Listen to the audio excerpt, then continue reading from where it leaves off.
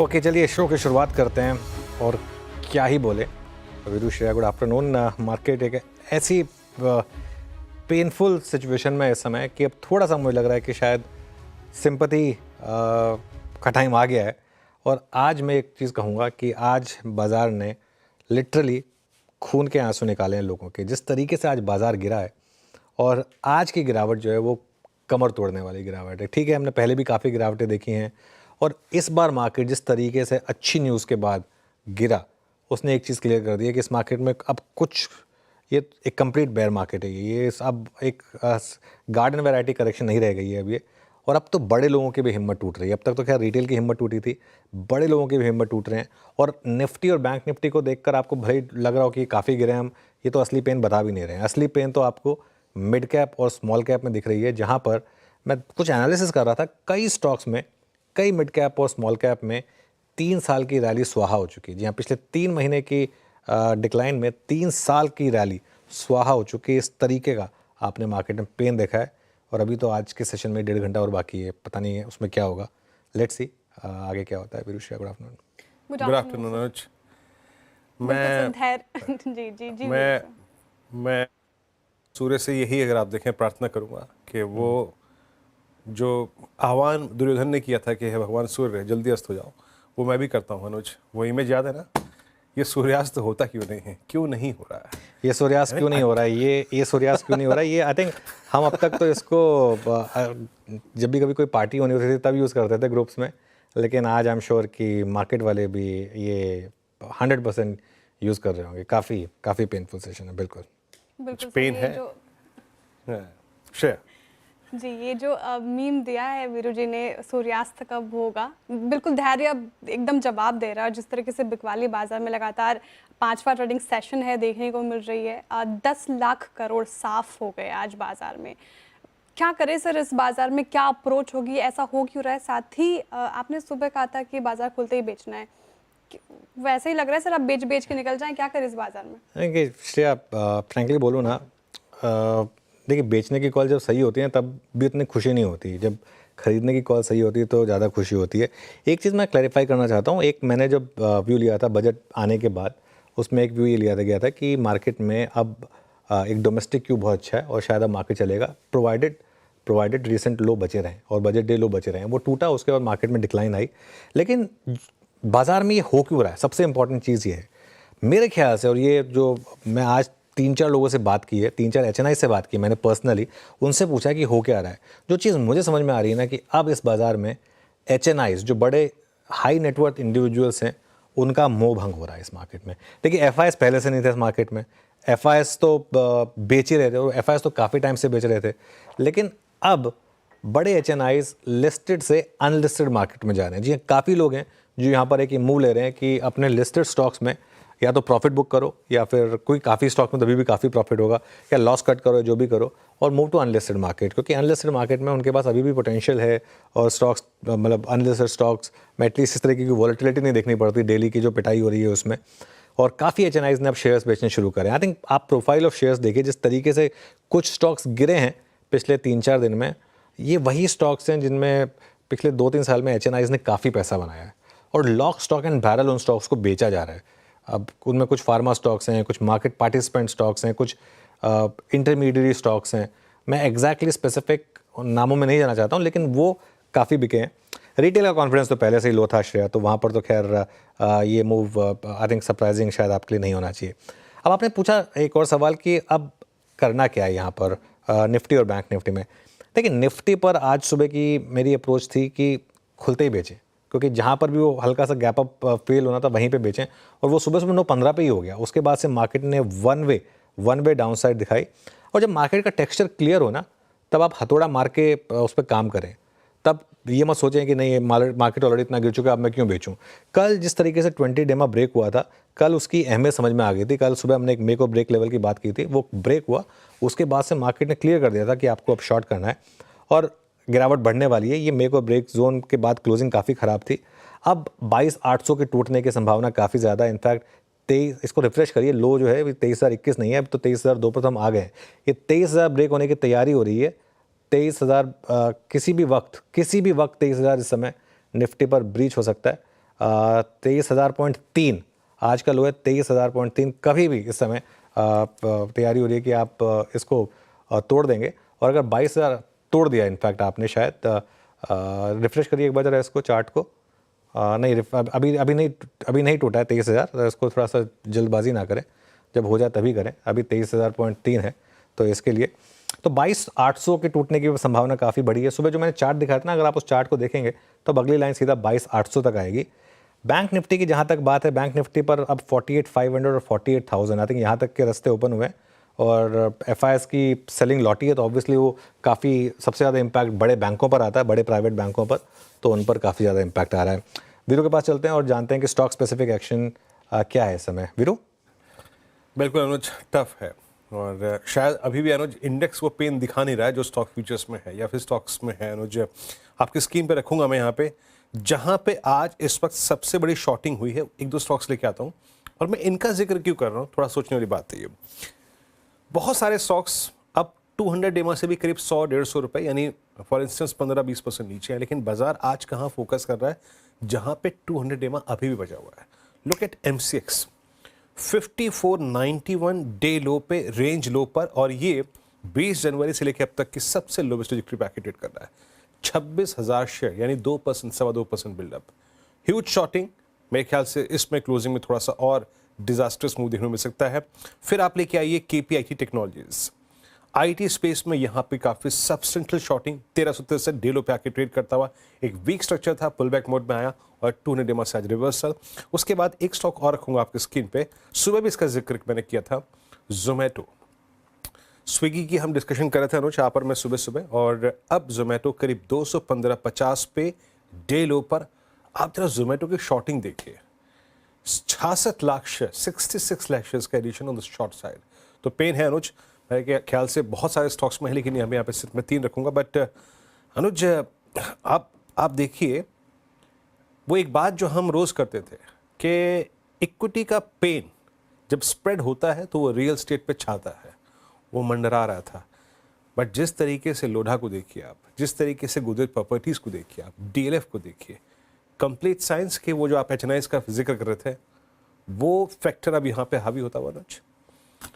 वीरू, अब निफ्टी 23,000 के नीचे आ गया, तब नहीं आया था, अब आ गया 23,000 के नीचे। 22,997 का लो अब निफ्टी ने लगा दिया है।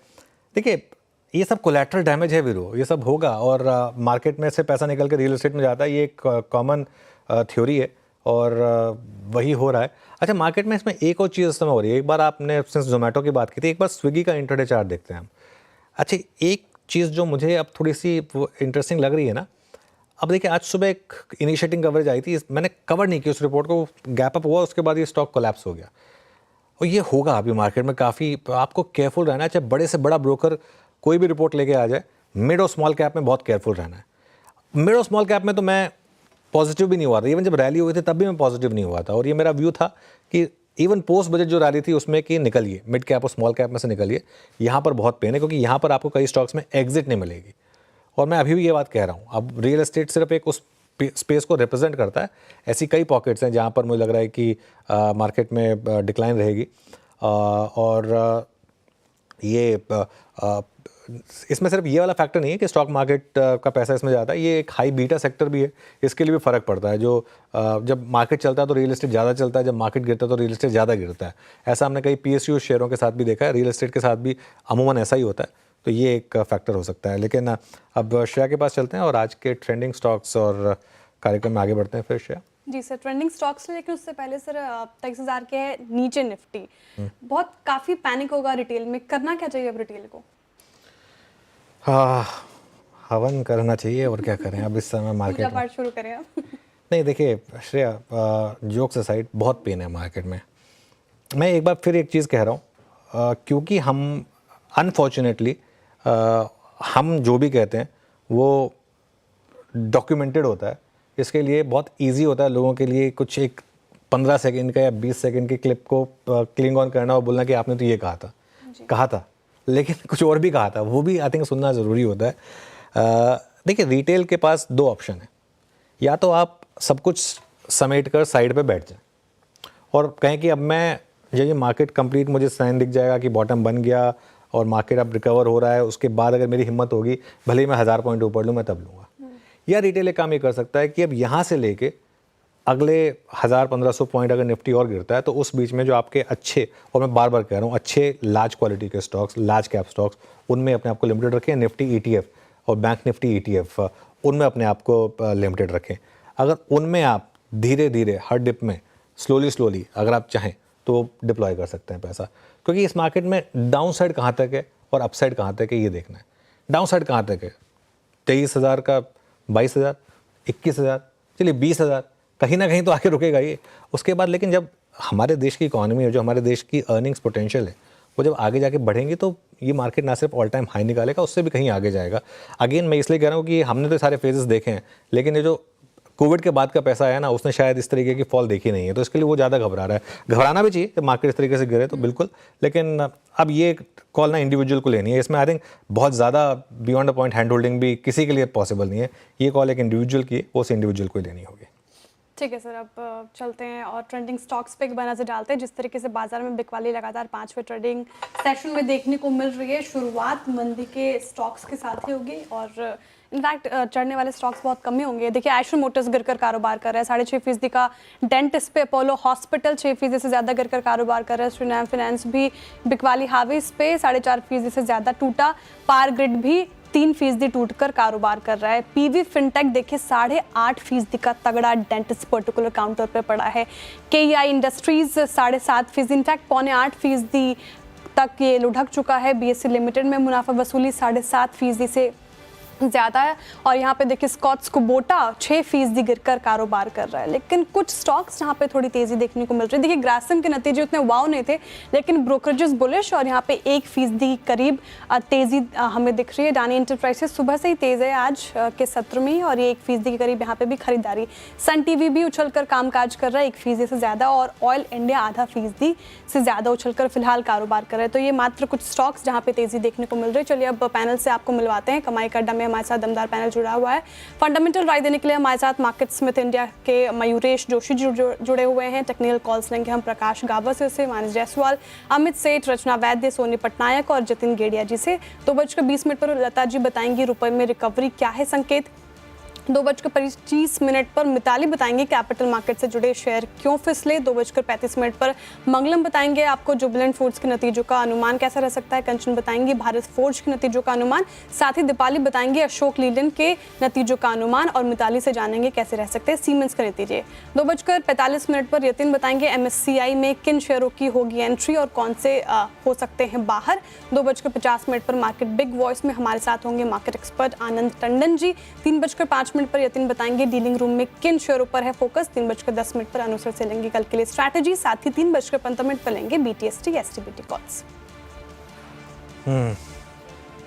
चलिए हमारा पैनल तैयार है हमारे साथ। ट्रेड्स की शुरुआत करते हैं। गुड आफ्टरनून गावा सर, बताइए कैसे बनाया जाए पैसा इस मार्केट में। Short side, simple short side. अभी भी 2-1.5 घंटा बाकी है, अभी भी कोई बेचे तो शाम तक पैसा बन सकता है। स्टॉक जो मैंने चुना है इस वक्त वो है UPL। ट्रेड कर रहा है 610 के आसपास। स्टॉप लगाइए 620 का 10 रुपया और छोड़ दीजिए। इसलिए का ड्रॉप पैटर्न कहां तक नीचे आएगा कहना मुश्किल है, लेकिन 600 एक लॉजिकल टेक्निकल टारगेट होना चाहिए। उसके बाद कल तक देखिए क्या होता है, लेकिन है वीक, थोड़ा स्ट्रेस्ड है UPL short. Interesting. I mean आप यूपीएल को अगर आप देखें, मतलब नवंबर, दिसंबर, जनवरी, फरवरी, इस अध्याय में जिस दौरान बाजार में सबसे ज़्यादा वीकनेस थी, ये उस दौरान का सबसे स्ट्रॉन्ग स्टॉक है। और आप देखिए निफ्टी 200 डेमा के नीचे है, और ये स्टॉक आज पहली बार अपना 10 डेमा तोड़ रहा है पिछले जनवरी 23 से लेकर अब तक। तो एक एप्रोप्रिएट रिस्क रिवॉर्ड रेशियो प्रकाश सर ने यहाँ पे खोजा है। सोनी जी गुड आफ्टरनून, आपका ट्रेड इस वक्त का मैम। जी गुड आफ्टरनून एवरीवन। मेरा यहाँ पे सेल रिकमेंडेशन रहेगा life insurance corporation of India LIC पे। यहाँ पे मुझे लगता है कि एक ब्रेकडाउन दिया है और आज 11% के करीब फ्रेश शॉर्ट पोजीशंस यहाँ पे ऐड हुए हैं। ब्रेकडाउन है 800 के नीचे, सो फ्यूचर्स पे सेल कर सकते हैं। 793 रेट यहाँ चल रहा है। स्टॉप लॉस यहाँ पे रहेगा 805 का, टारगेट है 770 का, 770 775 के बीच में मुझे यहाँ पे टारगेट नजर आ रहा है। इनफैक्ट उसको अगर ब्रेक भी करता है तो टुवर्ड 750 के लेवल्स भी नजर आ सकते हैं। सो ये है सेल रिकमेंडेशन। ठीक है, LIC फ्यूचर्स में बिकवाली करने की सलाह फिलहाल। रचना जी गुड आफ्टरनून, आपने क्या पिक किया है? म्यूट पे हैं रचना जी आप। सॉरी, गुड आफ्टरनून एंड मेरी तरफ से जो कॉल रहेगा that will be in Tata steel. Tata steel के फ्यूचर्स को हम शॉर्ट करेंगे और यहाँ पे 131 के आसपास प्राइस है फ्यूचर्स पे। हम यहाँ पे 133 का ₹2 का ऐसे लगाएंगे करीब करीब, एंड डाउन साइड पे हमारा टारगेट होगा 125। स्टील यहाँ पर एक सेल ट्रेड रचना जी की तरफ से। अब तक तीनों ट्रेड सेल साइड पर एक्सपेक्टेड भी है, मार्केट इतना वीक है तो। मानस, गुड आफ्टरनून। मानस, आपने क्या पिक किया? गुड आफ्टरनून अनुज जी। तो देखिए, कंसोलिडेशन के बाद एबीएफआरएल ने आज एक फ्रेश ब्रेकडाउन चार्ट पे दिखाया है और उस ब्रेकडाउन में हमें वॉल्यूम्स देखने को मिले हैं। मेरे ख्याल से इसके फ्यूचर में करंट लेवल्स पे बिकवाली की जा सकती है। 261 के स्टॉप लॉस से बिकवाली करेंगे और 244 के टारगेट सेट करेंगे एबीएफआरएल के फ्यूचर में। अगर चाहे तो 250 का पुट ऑप्शन जो ₹7.5 पे ट्रेड हो रहा है, वहां पर ₹4.90 के स्टॉप लॉस से खरीदारी की जा सकती है और ₹12.50 के टारगेट सेट कर सकते हैं 250 के पुट ऑप्शन में। ओके, एबी फैशन रिटेल आपके स्क्रीन पे 250 की पुट ऑप्शन आप ले सकते हैं। जतिन गेडिया इस बीच हमारे साथ जुड़े हैं। Jatin, good afternoon. आपका ट्रेड इस वक्त का? Good afternoon everyone. तो हमारा भी सेल साइड की तरफ का ट्रेड होगा। सेल करेंगे एक्सिस बैंक। अर्ली चार्ट्स पे एक बेरिश फ्लैग पैटर्न का ब्रेकडाउन हुआ है लास्ट में, तो हमें लगता है कि during the remaining 1 hour of trading session हमें और सेलिंग देखने मिल सकती है। सेल करना होगा एक्सिस बैंक, स्टॉप लॉस लगाना होगा 1025 का और नीचे में टारगेट हम एक्सपेक्ट कर रहे हैं 965। ठीक है, एक्सिस बैंक सेल साइड की ट्रेड 1025 का स्टॉप लॉस फिलहाल। और मयूरेश जी हमारे साथ जुड़े हुए हैं। मयूरेश जी, गुड आफ्टरनून। बिकवाली हावी बाजार पे कौन से स्टॉक्स में आपको अभी फिलहाल पोटेंशियल नजर आ रहा है, सेल साइड या buy side? Good morning Shreya ji, afternoon Anuj ji, afternoon Veeru ji. Unfortunately Shreya ji, sell side की पोजीशंस हम ले नहीं सकते being a buy side analyst. Having said that, I think जो मार्केट्स में एक उथापथल दिख रही है, वॉलेटिलिटी दिख रही है, I think it is really अननर्विंग। क्योंकि जहां जहां आई थिंक सारे अच्छे अर्निंग्स भी आ रहे हैं, इवन दो stocks are probably not getting rewarded. In fact उनकी भी पिटाई हो रही है ऐसे मार्केट्स में। तो हमने आई थिंक जो 2-3 स्पेसेस आइडेंटिफाई किए हैं डोमेस्टिक स्पेस में, I think will still continue with that as a watch list. और इसलिए मैं बार बार वही कह रहा हूँ काफी दिनों से, हफ्तों से, कि जल्दबाजी ना करें, मार्केट्स में एक वॉच लिस्ट बनाए हैं and let the market settle down and then enter. Within the watch list, I think hospitals as a space still continues to be on our radar. Within that, I think जो Krishna institute of medical sciences है, KIMS जिसे हम कहते हैं, ठीक ठाक नतीजे आए हैं।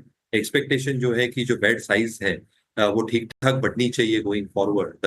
जो एवरेज रेवेन्यू पर ऑपरेटिंग बेड है, दैट हैज रिपोर्टेड स्टेबिलिटी। और कहीं ना कहीं आई थिंक जो नए बेड्स की एडिशन हो रही है पिछले कई तिमाहियों से, उसकी वजह से ऑक्यूपेंसी रेशियोज नीचे हैं। But as these beds achieve maturity अगले कुछ तिमाहियों में, आई थिंक एक सब्सटेंशियल स्पाइक या जंप देखा जा सकता है कंसोलिडेटेड ऑक्यूपेशन रेशियोज में, as well as expectations in terms of the ARPOBs जो ये कंपनीज रिपोर्ट करती है। तो मुझे लगता है I think hospitals as a space में अर्निंग्स की एक स्टेबिलिटी बरकरार रह सकती है।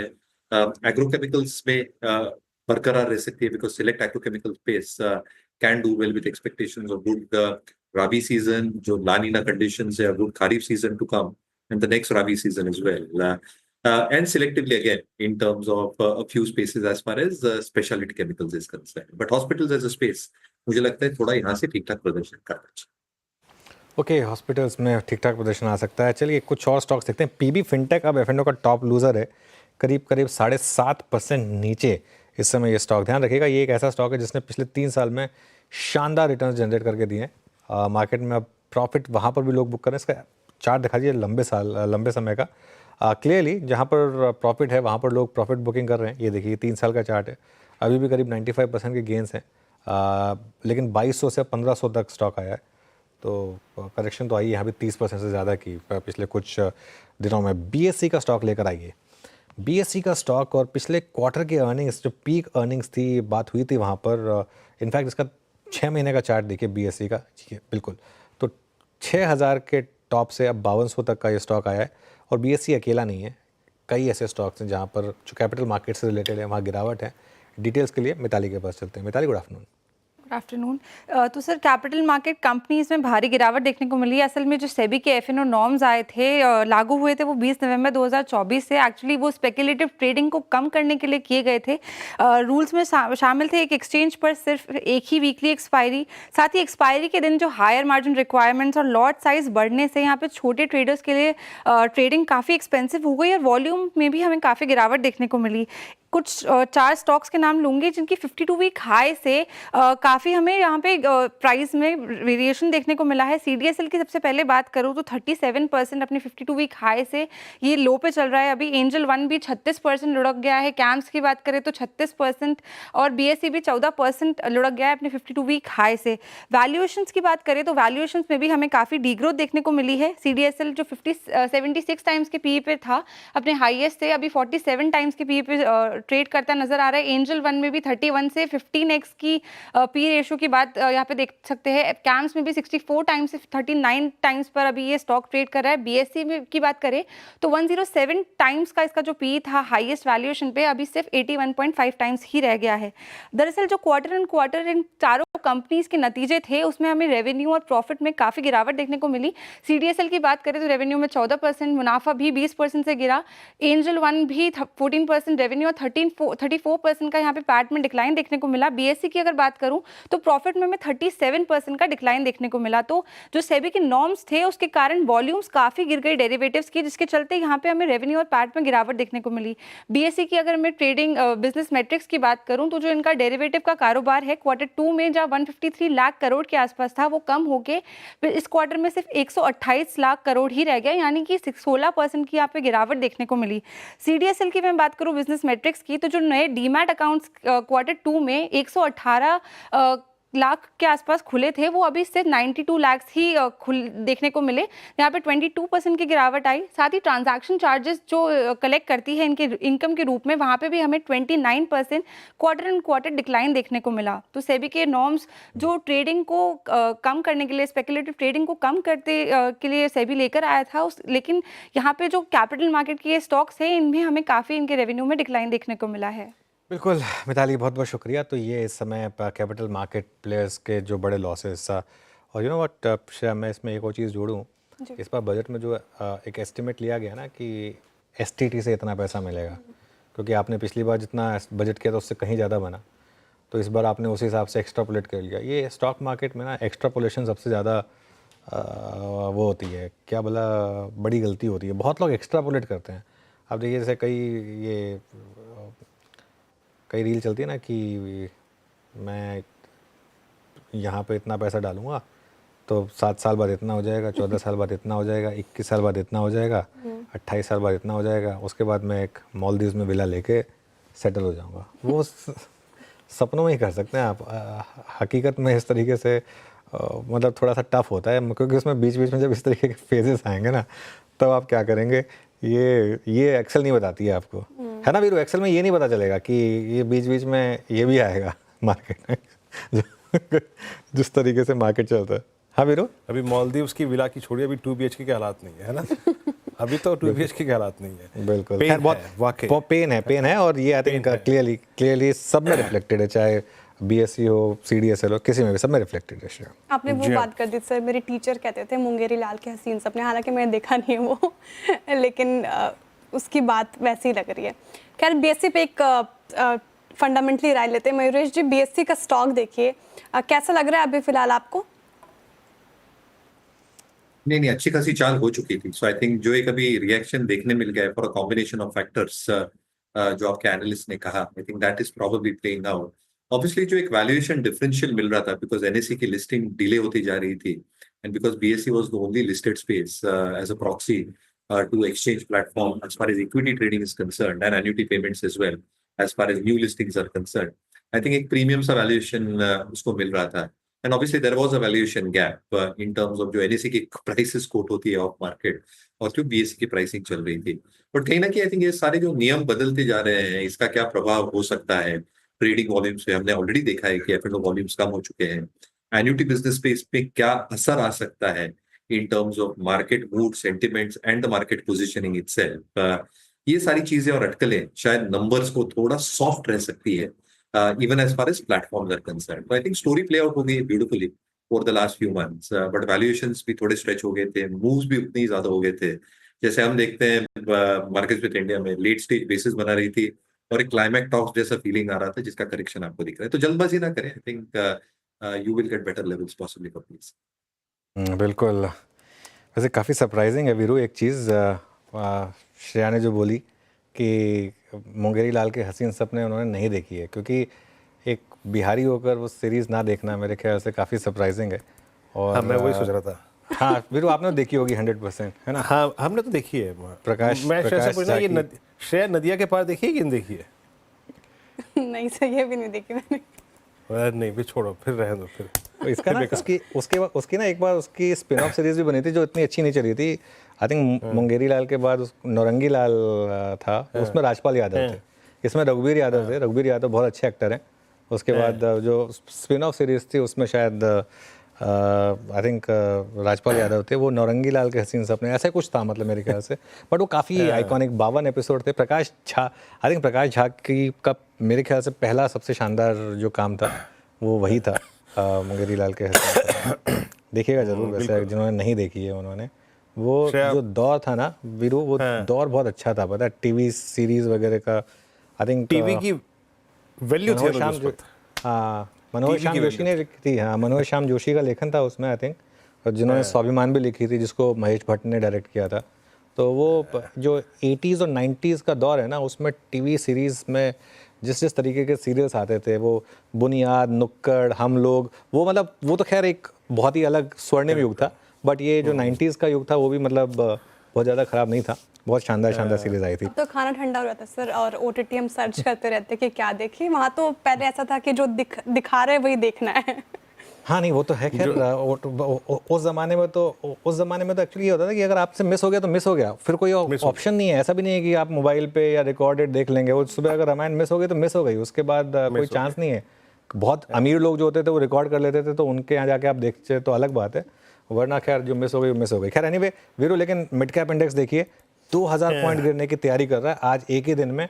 और एडवांस डिक्लाइन देखिए 1:14, मतलब हर बढ़ने वाले शेयर के सामने 14 गिरने वाले शेयर. मतलब मुझे याद नहीं मैंने लास्ट टाइम इतनी खराब एडवांस डिक्लाइन कब देखी है. मतलब आई थिंक कोविड के टाइम पे वो जो 1-2 दिन का सबसे ज़्यादा गंदा प्रेशर था, उसके अलावा इस तरीके की एडवांस डिक्लाइन मैंने नहीं देखी कि जहाँ पे मतलब कोई स्टॉक चलने को ही तैयार नहीं हो. और ऑलमोस्ट 1:4 इंडेक्स 3.5% नीचे, मिड कैप इंडेक्स. क्या ही बात करेंगे फिर स्टॉक्स की. तो मनोज, और मैं मैचिंग में 12 बजे जब कार्यक्रम कर रहा था, मैं जिस प्रकार की कॉल राइटिंग दिखा था हायर लेवल्स पे 23,000 23,100 की पॉसिबिलिटी लग रही थी, लेकिन अभी उस जोन को भी तोड़ चुका है. लुक एट, एक बार जरा 2-3 स्टॉक्स लेके आइए स्क्रीन पे भाई. अपोलो को लेके आइए स्क्रीन पे. सुबह हम बात भी कर रहे थे, कहाँ था ये stock? I mean 67.42, now it's 63.38. आप प्राइस डैमेज देखिए उसका आई मीन कितना वाइल्ड, 6.25% अपोलो जैसा स्टॉक. लास्ट टाइम ये लेवल जो अपोलो पे था वो था जून 2024. तो आप प्राइस डैमेज को देख सकते हैं. आपकी राय 1-2 स्टॉक्स पे और लेना चाहूँगा मैं यहाँ पर. सोनी जी, एक बार स्क्रीन पे आप लेके आइए जरा प्लीज़. आप स्क्रीन पे, मतलब मैं OI सॉर्ट करके दिख रहा था, तो MCX जिसका मैंने शुरू में भी जिक्र किया, सोनी जी यहाँ पे अब क्या 5300 की पुट एक बार के लिए ग्रिप करनी चाहिए क्या? आप शॉर्टिंग देखिए इस स्टॉक में कितनी हो रही है, 0.6% नीचे. देखिए वीरेंद्र जी, मुझे लगता है स्टॉक यहाँ पे 5300 लेवल्स को टेस्ट करने के लिए काफी स्ट्रांगली यहाँ पे तैयारी में है, और वही जाके एक सपोर्ट शायद बन सकता है. बट अगर उसको भी ब्रेक करता है तो कंटिन्यू रहेगा selling pressure. So put option में यहाँ पे डेफिनेटली पार्टिसिपेट कर सकते हैं. इनफैक्ट यहाँ पे आप 5400 की पुट ऑप्शन पे भी देख सकते हैं, जो कि करंट लेवल्स पे चल रहे हैं, उसी लेवल पे बाय कर सकते हैं. और हल्की से अगर कहीं ना डिक्लाइन आती है 130 के लेवल तक, वहां तक भी बाय कर सकते हैं. मुझे लगता है कि यहाँ से कैलकुलेशन के अनुसार 130 सपोर्ट होल्ड कर सकता है. स्टॉप लॉस लगाए यहाँ पे 120 पे, और टारगेट वर्ड्स 200 के यहाँ पे नजर आ सकते हैं. तो मुझे लगता है कि 140 टू 130 के बीच में रखिए, बट बहुत ज्यादा स्टॉप लॉस बीच मत रखिए. 120 के साथ यहाँ पे आप बाय कर सकते हैं. ओके, M6 पे. और देखिए अब क्या है ना कि शॉर्ट साइड पे भी मैं क्या कितनी ज़्यादा बात करूँ, लेकिन मयूरेश कुछ देर पहले आप कहते since I am bye side analyst मैं शॉर्ट नहीं आ सकता, बट इस वक्त क्या बाय साइड एनालिस्ट गोल्ड नहीं ले रहे हैं क्या? गोल्ड तो अच्छा विकल्प है आपके पास, इक्विटी छोड़िए कुछ दिनों के लिए, है ना? नहीं तो वीरू जी, आई थिंक हमारा मानना हमेशा ये रहता है कि डिवर्सिफिकेशन में gold should be part of your portfolio. तो ऐसा नहीं है कि नहीं होना चाहिए, and the best way to probably have gold in your portfolio is through ETFs. तो आई थिंक वो तो हम हमेशा मानते हैं कि वो तो एक पार्ट एंड पार्सल होना चाहिए।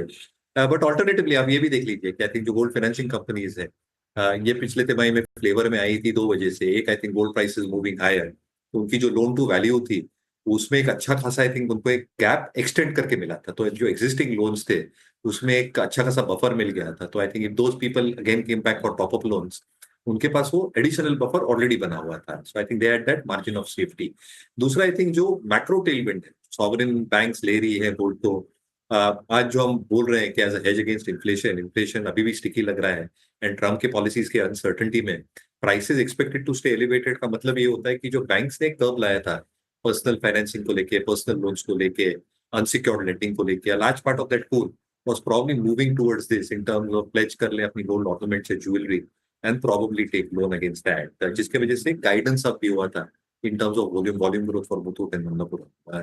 तो आई थिंक एक तो छोटा पोर्शन होना चाहिए through ETFs, but I think an indirect way based on both these factors, gold financing companies at the end of the day might be beneficial. तो फिलहाल ये राय मनप्पुरम फाइनेंशियल पे नायका का स्टॉक स्क्रीन पर लेके आइए। रिजल्ट काफ़ी अच्छे, ब्रोकरेजेस भी बुलिश, शुरुआत अच्छी हुई थी स्टॉक में, लेकिन बाजार में गिरावट के साथ स्टॉक भी गिरा और अभी फिलहाल 1.5% गिरकर कारोबार कर रहा है। सोनी जी, नायका ऐप इस्तेमाल करती हैं आप? जी नहीं श्रेया जी, नहीं, आज तक कभी यूज नहीं किया है। ठीक है, लेकिन चार्ट्स का इंडिकेट कर रहे हैं नायका के रिजल्ट अच्छे, ब्रोकरेजेस भी बुलिश। चार्ट्स में दम लग रहा है आपको? जिसके पास है नायका वो क्या करें? देखिए, चार्ट्स पे आज जिस तरीके से सारे शॉर्ट टर्म मूविंग एवरेज को ब्रेक किया है, यहाँ पे थोड़े से फ्रेश शॉर्ट पोजीशंस ऐड हो रहे हैं। मुझे लगता है कि अगर सपोर्ट है टुवर्ड्स 164 टू 162 के रेंज में सपोर्ट है, अगर ये ब्रेक करता है देन 155 लेवल्स टेस्ट हो सकते हैं। रिवर्सल के लिए बेर मिनिमम यहाँ पे स्टॉक को टुवर्ड्स 172 को बेर मिनिमम क्रॉस करना पड़ेगा, तभी जाके एक उसके ऊपर कहीं ना कहीं टुवर्ड्स 180 सस्टेन कर सकता है। बट शॉर्ट्स बन रहे हैं, एक पॉसिबिलिटी है कि टुवर्ड्स 155 को टेस्ट करके ही वहां से एक रिवर्सल दे। तो थोड़ा सा अवॉइड कीजिए लॉन्ग पोजीशंस के लिए। अगर कोई शॉर्ट करके रखे हैं तो यहाँ पे 172 स्टॉप लॉस के साथ सेल कर सकते हैं 158 155 टारगेट्स के लिए।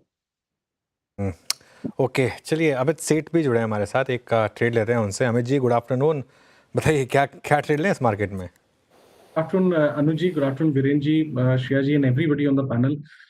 अनुज जी, इस समय का मेरा शॉर्ट ट्रेड रहेगा क्रॉम्पटन का। अगर स्ट्रक्चर देखें तो यहाँ पे रेगुलरली लोअर हाइस बन रहे हैं। रिसेंटली जो पुल बैक आया था इसने 50 डेमा पे एक रेजिस्टेंस दिया और वापस हम स्टॉक में एक डाउनफॉल देख रहे हैं। आज के सत्र में एक फॉलोअप सेलिंग देख रहे हैं। कल स्टॉक ने अपना 10 और 20 डेमा ब्रेक किया था। फ्यूचर्स में इसका प्राइस 343 का है, इसे शॉर्ट करें। टारगेट्स हमारे रहेंगे 335 एंड 330 के, और स्टॉप लॉस हम रखेंगे 348 का, 348। चलिए, ये इस समय क्रॉम्पटन पर एक ट्रेड। यूनाइटेड ब्रूरीज की बात करते हैं। एक राहत मिली है तेलंगाना सरकार से। तेलंगाना सरकार ने बियर की कीमतें बढ़ा दी हैं, इसके साथ ही कंपनी के बकाये का भुगतान भी शुरू किया है। ज़्यादा डिटेल्स के लिए चलते हैं सुदर्शन के पास। सुदर्शन, बताइए क्या जानकारी है?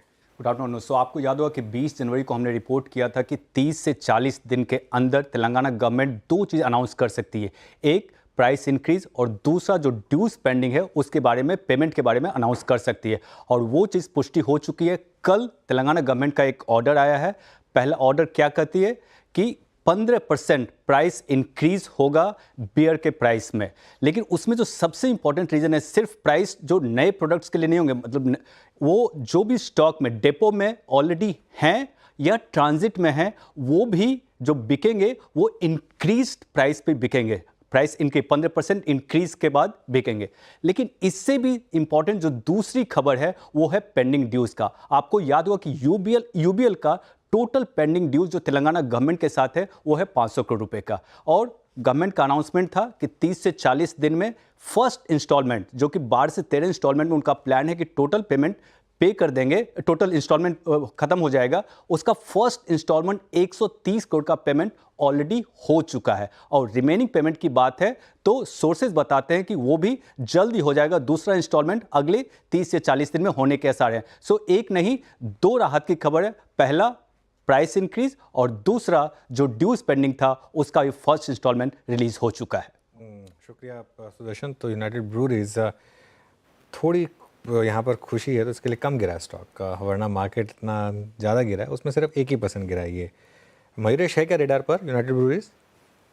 ये बिल्कुल अनुजय, आई थिंक और दो चीजें, आई थिंक एक तो सेंटिमेंटली पॉजिटिव है और ये नंबर्स पे रिफ्लेक्ट होगा in the coming few months, but दूसरी चीज जैसे पूरे लिकर मेकर्स कर रहे हैं, यूनाइटेड हो, रैडिको हो, यूएसएल हो, जो प्रीमियमाइजेशन पोर्टफोलियो है that is increasing every passing quarter, तो जो एक प्राइसिंग का एडवांटेज रहता है इनके पास, आई थिंक वो बरकरार रहता है। दूसरा जो एक्सपेक्टेशन है वॉल्यूम ग्रोथ की, ये शायद ठीक ठाक बनी हुई है अगले कुछ तिमाहियों तक, कैपेसिटीज इन प्लेस है और एक्सपेक्टेशन हम यही मान के चल सकते हैं कि operating leverage will play out. United Breweries के लिए जो थर्ड कंपोनेंट है, like other liquor players as well, जो ग्लास की कीमतें होती हैं, ग्लास बॉटल्स की, और जो मोलासिस की कीमतें होती है, ये इनपुट कॉस्ट दो बड़े फैक्टर्स होते हैं for any beer company like UBL. वहां पे स्थिरता दिख रही है in terms of input cost, और इसलिए with prices which are expected to increase other states maybe in the next few months or quarters, expectation ये है कि शायद ऑपरेटिंग लेवरेज प्ले आउट हो। जो रेटिंग रैंकिंग्स हम देखते हैं, market uranium, EPS rating, RS rating, institution holding, ये सारी चीजें ठीक है, जो जिनके पास है आई थिंक बिल्कुल बने, जिनके पास है बने रहे। चलिए एक और इशू एड्रेस करते हैं, डॉलर रुपये। एक बार लेकर आइए जरा डॉलर रुपये का चार्ट, क्योंकि ध्यान रखिएगा कल हम 88 तक गए थे, आज ज़बरदस्त रिकवरी है, शानदार रिकवरी, और सबको चौंका दिया आज इसने। क्या आरबीआई ने इंटरवेंशन किया, क्या हुआ यहाँ पर? लता जी से समझते हैं। लता जी गुड आफ्टरनून, बताइए हुआ क्या आज यहाँ पर? ये मूव जो आज आया है वो एकदम सरप्राइजिंग है, आश्चर्यचकित है। सारे ट्रेडर्स को कुछ समझ में नहीं आ रहा, क्योंकि डॉलर तो चढ़ रहा है। अब फ्राइडे के लेवल देखेंगे 107.7 कुछ था डॉलर इंडेक्स, मंडे को 108.1, आज 108.4, तो डॉलर स्ट्रांग हो रहा है और बाकी के सारे इमर्जिंग मार्केट करेंसीज वीक हो रहे हैं, सिवाय रिंगिट जो 0.02% से थोड़ा स्ट्रांग है। लेकिन रुपी तो एक टाइम पे 86.63 गया जब वो 1% स्ट्रांगर हो चुका था। एक दिन में इतना मूव हमने कभी रेयरली देखा है, और अभी भी कुछ 86-80 लेवल पे चल रहा है। और last move that is Monday night का क्लोज 87.46 था, और मंडे के सुबह को रुपी 87.9550, मतलब 88 के करीब करीब पहुंच गया था। अब इतने स्ट्रेंथ कहां से आया? एक ही कारण है, रिजर्व बैंक बस इतना डॉलर बेच रहे हैं कि अभी अनुमान तो कोई नहीं लगा सकता, सब लोग गेस ही कर रहे हैं, किसी के पास फर्म एस्टिमेट नहीं है। लेकिन डीलर्स का मानना है कि कल भी $3 to $5 बिलियन आरबीआई बेचे होंगे, और आज सुबह तक मतलब लंच तक ही $3 to $5 बिलियन शायद बेचे हैं। अब इसका क्या कारण हो सकता है? रिजर्व बैंक पूरा दुनिया का इमर्जिंग मार्केट्स के करेंसीज एक ट्रेंड पे जा रहा है, वो खिलाफ क्यों आ रहे हैं? एक मकसद हो सकता है कि वो एक्सपोर्टर्स को टेम्प्ट कर रहे हैं कि वो आकर अच्छे लेवल पे 88 लेवल पे अपने डॉलर्स बेचें। जैन फेब मार्च में इंडियन एक्सपोर्टर्स ज़्यादातर उनके सबसे ज़्यादा कमाई तभी होता है। हम कभी कभार current account surplus, trade surplus भी पोस्ट करते हैं वो टाइम पे, current account surplus not trade surplus. इसीलिए एक्सपोर्टर्स को आकर बेचना चाहिए। लेकिन दूसरा और इम्पॉर्टेंट रीज़न ये हो सकता है कि आरबीआई स्पेक्यूलेटर्स को ट्रैप कर रहे हैं। उनका ये हम लोग गेस कर रहे हैं कि उनका मानना है कि फ्राइडे के मूव जब इतना 87.5 तक के रुपी आ गया फ्रॉम 86.70 देयर अबाउट्स, एक नियरली 1% मूव आया था, और फिर जब मंडे सुबह को एकदम फर्स्ट मूव ही 87.95 पे खुला, तब आरबीआई को एहसास हो गया कि ये फंडामेंटल मूव नहीं है। ये इसलिए नहीं है कि एफपीआईज आके डॉलर्स खरीद रहे हैं या इंपोर्टर्स खरीद रहे हैं, ये इसीलिए कि बैंकर्स या स्पेक्यूलेटर्स पोजीशन ले रहे हैं, क्योंकि आने वाले टाइम में एफपीआईज आके बेचेंगे या डॉलर खरीदेंगे स्टॉक्स बेचकर। इसीलिए ये ऐसे वाले स्पेक्यूलेटर्स को ट्रैप करने के लिए उन्होंने ये पोजीशन लिया है, ताकि मार्केट को ये एहसास रहे, don't take the Reserve Bank for granted. हम लोग कहीं भी किसी तरह का पोजीशन भी ले सकते हैं, तो अगर सचमुच डॉलर डिमांड है तो डेफिनेटली लोग आके खरीदेंगे। लेकिन खरीदने वाले हैं, इसके अनुमान में अगर सट्टेबाजी चल रही है तो ये नहीं चलेगी। आई थिंक ये एक वार्निंग है रिजर्व बैंक का कि हम तुमको सरप्राइज कर सकते हैं, तुमको हर्ट कर सकते हैं।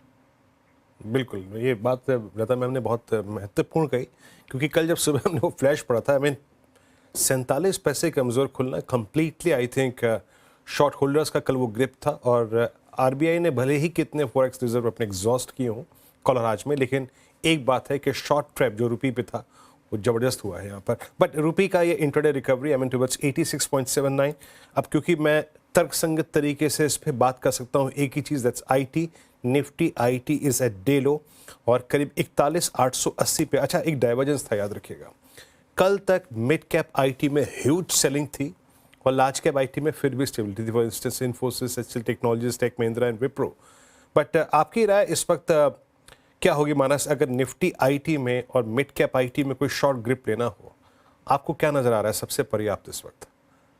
देखिए, अगर हम मिड कैप की बात करें तो आई थिंक बिरला स्टॉक पे बिल्कुल ध्यान दिया जा सकता है, क्योंकि यहाँ पर कंसोलिडेशन देखने को मिला था, लेकिन फाइनली स्टॉक ने आज एक फ्रेश ब्रेकडाउन चार्ट पे दिखाया है। तो इसमें बिकवाली करने का एक ट्रेड लिया जा सकता है, जहां आप अपने स्टॉप लॉसेस 515 रुपए के ऊपर रखेंगे, लेकिन नीचे की तरफ 475 तक के टारगेट्स पॉसिबल है। चलिए अब एक काम करते हैं, कुछ रिजल्ट रिव्यू करते हैं, कल आने वाले numbers. Jubilant FoodWorks, Bharat forge, siemens, Ashok Leyland, मिलाकर वायदा के 7 नंबर्स आएंगे। हमारे साथ मंगलम जुड़े हैं, दीपाली, कंचन और मिताली। तो एक 360 डिग्री एनालिसिस सभी स्टॉक्स का एक प्रीव्यू करते हैं। शुरुआत मंगलम से करते हैं और जानते हैं कि जुबिलेंट फूड के नंबर्स कैसे रह सकते हैं। मंगलम, गुड आफ्टरनून, बताइए। Good afternoon. जुबिलेंट फूडवर्क्स के नंबर्स काफ़ी अच्छे रहेंगे इस बार। कंपनी ने अपना एक थर्ड क्वार्टर अपडेट भी दे दिया और स्टॉक भी अगर आप देखें तो अपने 52 वीक लो से कुछ 65% चल चुका है।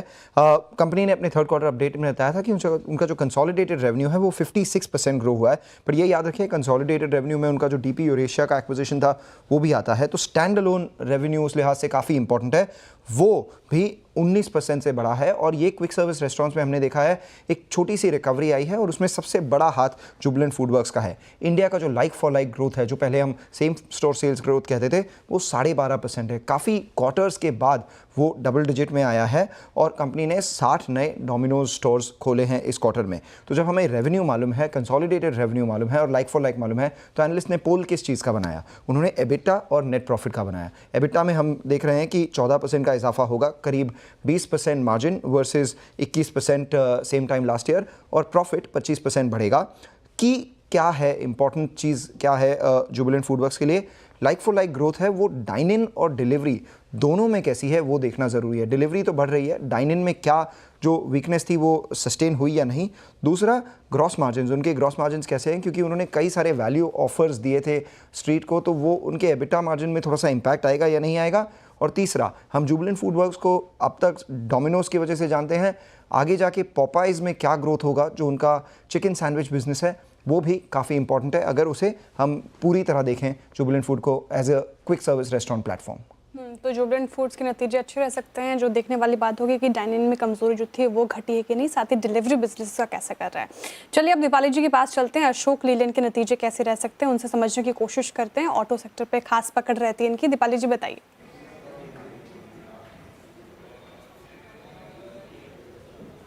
थैंक्स श्रेया। और नंबर्स अशोक लेलैंड से थोड़े सॉफ्ट ही एक्सपेक्टेड हैं। रेवेन्यूज़ में सिर्फ 2% के आसपास का ड्रॉप आ सकते हैं। वहीं अगर मुनाफे को देखेंगे तो यहाँ पर 15% की ग्रोथ देखने को मिलेगी। एबिटा मार्जिन्स भी स्लाइटली डिप ही रह सकते हैं, 2% के आसपास का ड्रॉप एबिटा में रह सकता है। और एबिटा मार्जिन्स देखें तो 12% से घटकर 11.9% पर रह सकते हैं। हालांकि पिछले क्वार्टर में एक्सेप्शनल गेंस की वजह से काफ़ी नंबर्स स्ट्रॉन्ग दिखाई दिए थे प्रॉफिटेबिलिटी के फ्रंट पर, लेकिन अगर इस साल हम देखेंगे तो सभी एडजस्टमेंट होते हुए दिखाई देंगे, सिक्वेंशियल बेसिस पे भी और वाई बेसिस पे भी। दरअसल ओवरऑल वॉल्यूम्स देखेंगे इस क्वार्टर में तो सबड्यूड ही रही हैं। इनफैक्ट 1 से 1.5% के आसपास की ड्रॉप देखने को मिला था ओवरऑल वॉल्यूम्स में इस क्वार्टर में। इनफैक्ट जो सभी सेगमेंट्स हैं अशोक लेलैंड के, फिर चाहे वो मीडियम और हैवी कमर्शियल व्हीकल सेगमेंट हो और लाइट कमर्शियल सेगमेंट हो, सभी में डिमांड जो है वो सबड्यूड है। हालांकि अगर MHCV की बात करें जो मेजर पोर्शन कॉन्स्टिट्यूट करता है अशोक लेलैंड के लिए, यहाँ पर बस सेगमेंट तो कंपैरेटिवली बेटर कर रहा है, लेकिन ट्रक सेगमेंट में अभी भी डिमांड कमज़ोर है और वॉल्यूम्स भी लगातार कमज़ोरी साइड पर ही बने रहेंगे।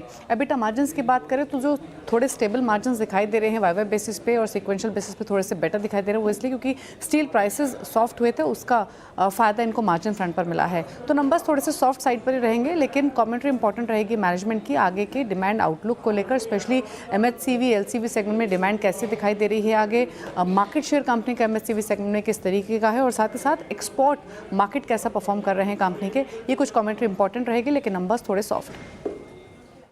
जी हाँ, नंबर थोड़े से सॉफ्ट रहने की यहाँ पर फियर है। चलिए अभी काम करते हैं कंचन के पास चलते हैं। भारत फौज एक और वीक स्ट्रक्चर, इस दौर में सबसे ज़्यादा कोलैप्स हुआ भारत फौज। याद रखिएगा जून में इसका प्राइस था 1768, नाउ इट्स 1109, बड़ा रिट्रेसमेंट। कंचन एक्सपेक्टेशन क्या है? नंबर्स यहाँ पे भी हमें ठंडे ही देखने को मिल सकते हैं। अगर रेवेन्यू साइड की बात करी जाए तो केवल 2% की बढ़ोतरी संभव है। इनफैक्ट पैट में भी 2% का अपसाइड एक्सपेक्टेड है, लेकिन एबिटा और मार्जिन दोनों ही 1 से 2% तक हमें इस क्वार्टर में कॉन्ट्रैक्ट होते हुए दिखाई दे सकते हैं। बेसिकली जो थोड़ी बहुत हमें बढ़त देखने को मिली है रेवेन्यू में, जो इनके डिफेंस ऑर्डर है उसमें जो रैंप अप है उसके चलते देखने को मिली है, लेकिन जो इनका डोमेस्टिक बिजनेस है साथ ही साथ जो इनका एक्सपोर्ट बिजनेस है, दोनों ही हमें इस क्वार्टर में थोड़े से ठंडे देखने को मिल सकते हैं। इनफैक्ट जो मार्जिन है वो भी इस टाइम पे फ्लैट साइड में है। Y and Y basis margin की बात करी जाए तो वो तो नेगेटिव साइड में है, लेकिन क्वार्टर ऑन क्वार्टर बेसिस में हो सकता है कि मार्जिन हमें थोड़े से स्टेबल साइड में देखने को मिले।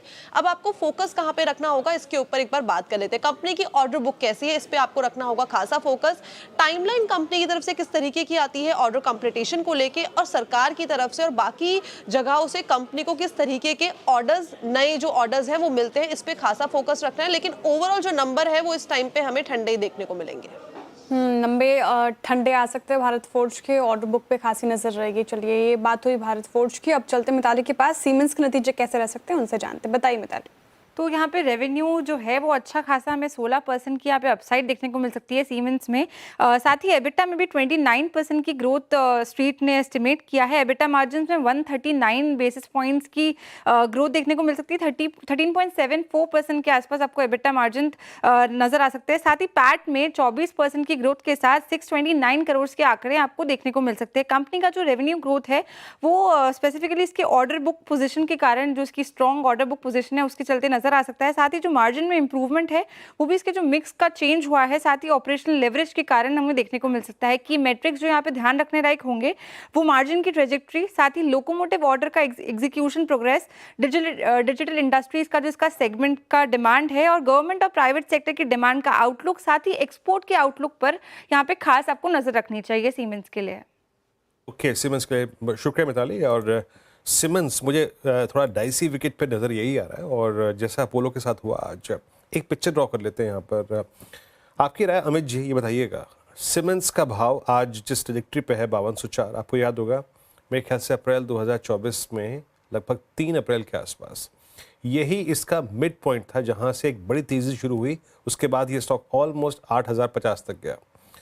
ये अगर किसी भी सर्कमस्टेंसेस में 5100-5200 की ट्रजेक्टरी तोड़ दे तो नीचे का प्रोजेक्शन क्या होगा, लाइकली टू बी, और जिसके पास है, या फिर अगर मान लीजिए डाउनसाइड को प्ले करना हो तो कौन सा पुट तर्कसंगत है प्ले करने के लिए? जी विरेज जी, काफी वीक स्ट्रक्चर है, कंटिन्यूअसली लोअर हाइज बन रहे हैं। कोई भी पुल बैक 10 डेमा को भी अब इनफैक्ट सस्टेन नहीं कर रहा, वहां से वापस हम कोलैप्स देख रहे हैं इसमें सीमेंस में। इनफैक्ट कल के सत्र में 2 बजे मैंने इसमें शॉर्ट कॉल भी दी थी, लगभग 5350 के लेवल्स पे उसके टारगेट आज अचीव हो गए हैं। आज अगर चार्ट देखें तो एक अहम लेवल, मेक और ब्रेक लेवल जो 5200 का है, वहां पे ये होवर कर रहा है। जिस हिसाब से वीकनेस है, अगर क्लोजिंग बेसिस में ये टूटता है तो आई थिंक यहाँ पे 5100 से लेके 5050 तक के टारगेट्स ओपन हो जाएंगे। तो किसी का शॉर्ट है तो बने रहे। स्टॉप लॉस यहाँ पे अब रखे लगभग 5250 रुपीज का। ओके, एआई एक्शन समिट के कुछ विजुअल्स आपको दिखाई दे रहे हैं prime minister Modi Emmanuel Macron के साथ। तो ये कुछ विजुअल्स आपको स्क्रीन पर दिखाई देंगे, इसको कवरेज डिटेल में करते रहेंगे। लेकिन अभी एक काम करते हैं, शो में थोड़ा आगे बढ़ते हैं और आपको बताते हैं कि आज का 4 का चौका का सीक्वेंस, जो 4 ट्रेड्स आपको मिलने वाली हैं। सबसे पहले सोनी जी से लेंगे सस्ता ऑप्शन, उसके बाद चलेंगे रचना जी के पास एफएनओ सुपरस्टार के लिए, अमित सेठ के पास चार्ट का चमत्कार के लिए, और फाइनली मयूरेश जोशी जी के पास एक मिड कैप फंडा के लिए। सोनी जी आप शुरुआत करिए सस्ता ऑप्शन के साथ। जी अनुज जी, यहाँ पे सस्ता ऑप्शन में रेकमेंड करना चाहती हूँ कोफोर्ज में 8100 पुट ऑप्शन में बाई कर सकते हैं। 205 के करीब यहाँ चल रहा है, इस प्राइस पे बाई कर सकते हैं। स्टॉप लॉस यहाँ पे रहेगा 130 का 130, टारगेट है 280 और 320 के टारगेट्स नजर आ रहे हैं। बहुत ही अग्रेसिव कॉल राइटिंग हो रही है हायर स्ट्राइक्स पे। पुट ऑप्शंस में हम देखेंगे तो ओपन इंटरेस्ट अनबाइंड हो रहा है, यानी कि राइटर्स सपोर्ट एग्जिट कर रहे हैं। और स्टॉक में भी एक बहुत ही स्ट्रॉन्ग ब्रेकडाउन नजर आया है। मुझे लगता है स्टॉक यहाँ पे टुवर्ड्स 8,7900 रेंज को टेस्ट करने के लिए यहाँ पे तैयारी ले रहा है। सो यहाँ पे 8100 पुट ऑप्शन में पार्टिसिपेट कर सकते हैं। ओके, कोफोर्ज की 8100 की पुट। रचना जी के पास चलते हैं आज का एफएनओ सुपरस्टार पिक करने के लिए। रचना जी क्या पिक करेंगे आप?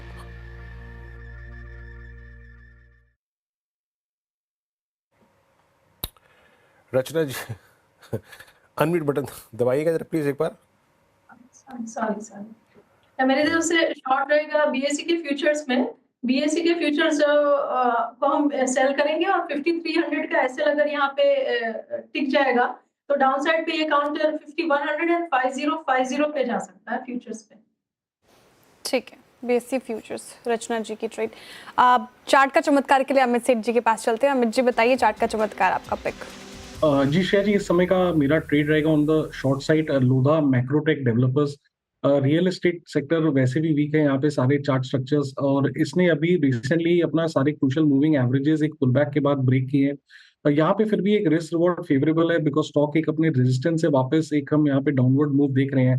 ओवरऑल यहाँ पे मोमेंटम नेगेटिव है, तो इसे शॉर्ट करें। करंटली फ्यूचर्स में प्राइस है लगभग 1160 रुपए का।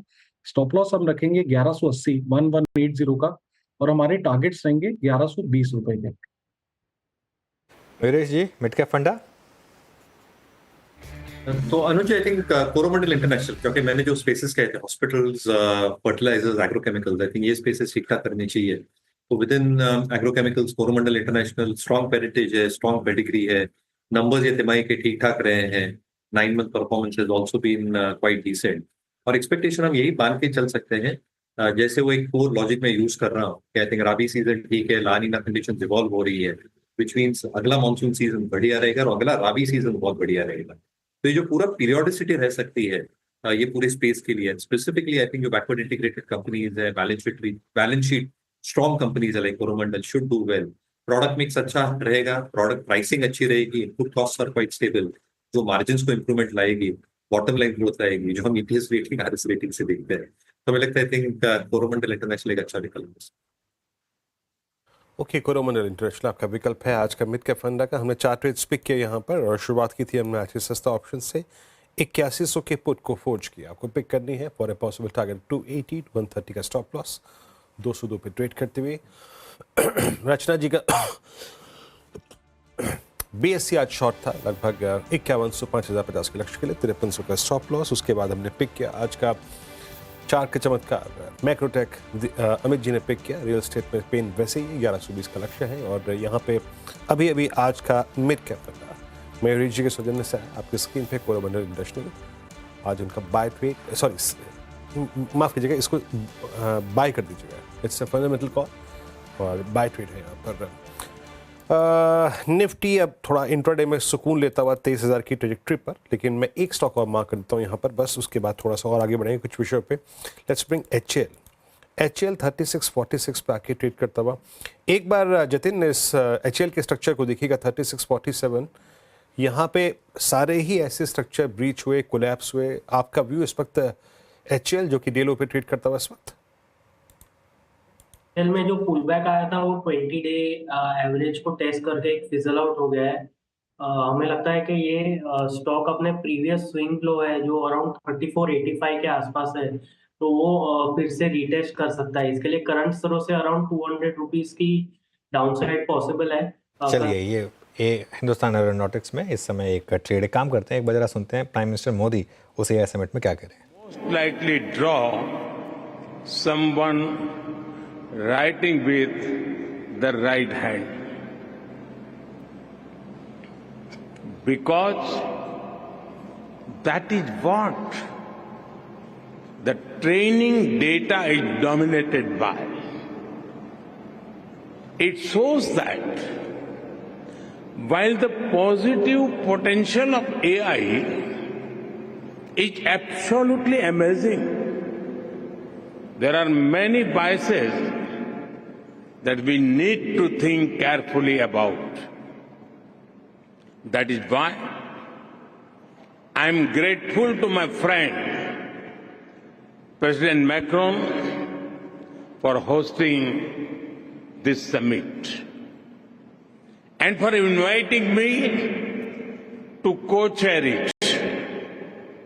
Friends, AI is already reshaping our polity, our economy, our security, and even our society.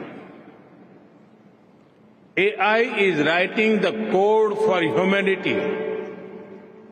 AI is writing the code for humanity in this century. But it is very different from other technology milestones in human history. AI is developing at an unprecedented scale and speed, and being adapted and deployed even faster. There is also a deep interdependence across borders. Therefore, there is a need for collective global efforts to establish governance and standards that uphold our shared values, address risks, and build trust. But governance is not just about managing risks and rivalries. It is also about promoting innovation and deploying it for the global good. So, we must think deeply and discuss openly about innovation and governance. Governance is also about ensuring access to all, especially in the global south. It is where the capabilities are most lacking, be it compute, power, talent, data, or the financial resources.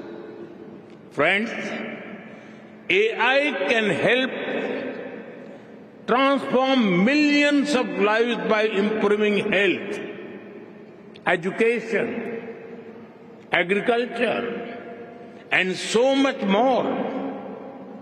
It can help create a world in which the journey to sustainable development goals becomes easier and faster. To do this, we must pull together resources and talent. We must develop open source systems that enhance trust and transparency. We must build quality data sets free from biases. We must democratize technology and create people-centric applications. We must address concerns related to cybersecurity, disinformation, and deepfakes. And we must also ensure that technology is rooted in local ecosystems for it to be effective and useful. Friend, loss of jobs is AI's most feared disruption. But history has shown that work does not disappear due to technology. As nature changes and new types of jobs are created, we need to invest in skilling and reskilling our people for an AI-driven future. Friends, there is no doubt that the high energy intensity of AI needs to be looked into. This will require green power to fuel its future. India and France have worked together for years through initiatives like the International Solar Alliance to harness the power of the sun. As we advance our partnership to AI, it is a natural progression from sustainability to innovation to shape a smarter and responsible future. At the same time, sustainable AI does not only mean using clean energy. Okay चलिए थोड़ा हम इस पर ज़्यादा dip किए हुए थे क्योंकि मोदी जी बोल रहे थे और थोड़ा मार्केट रिकवर हो रहा था।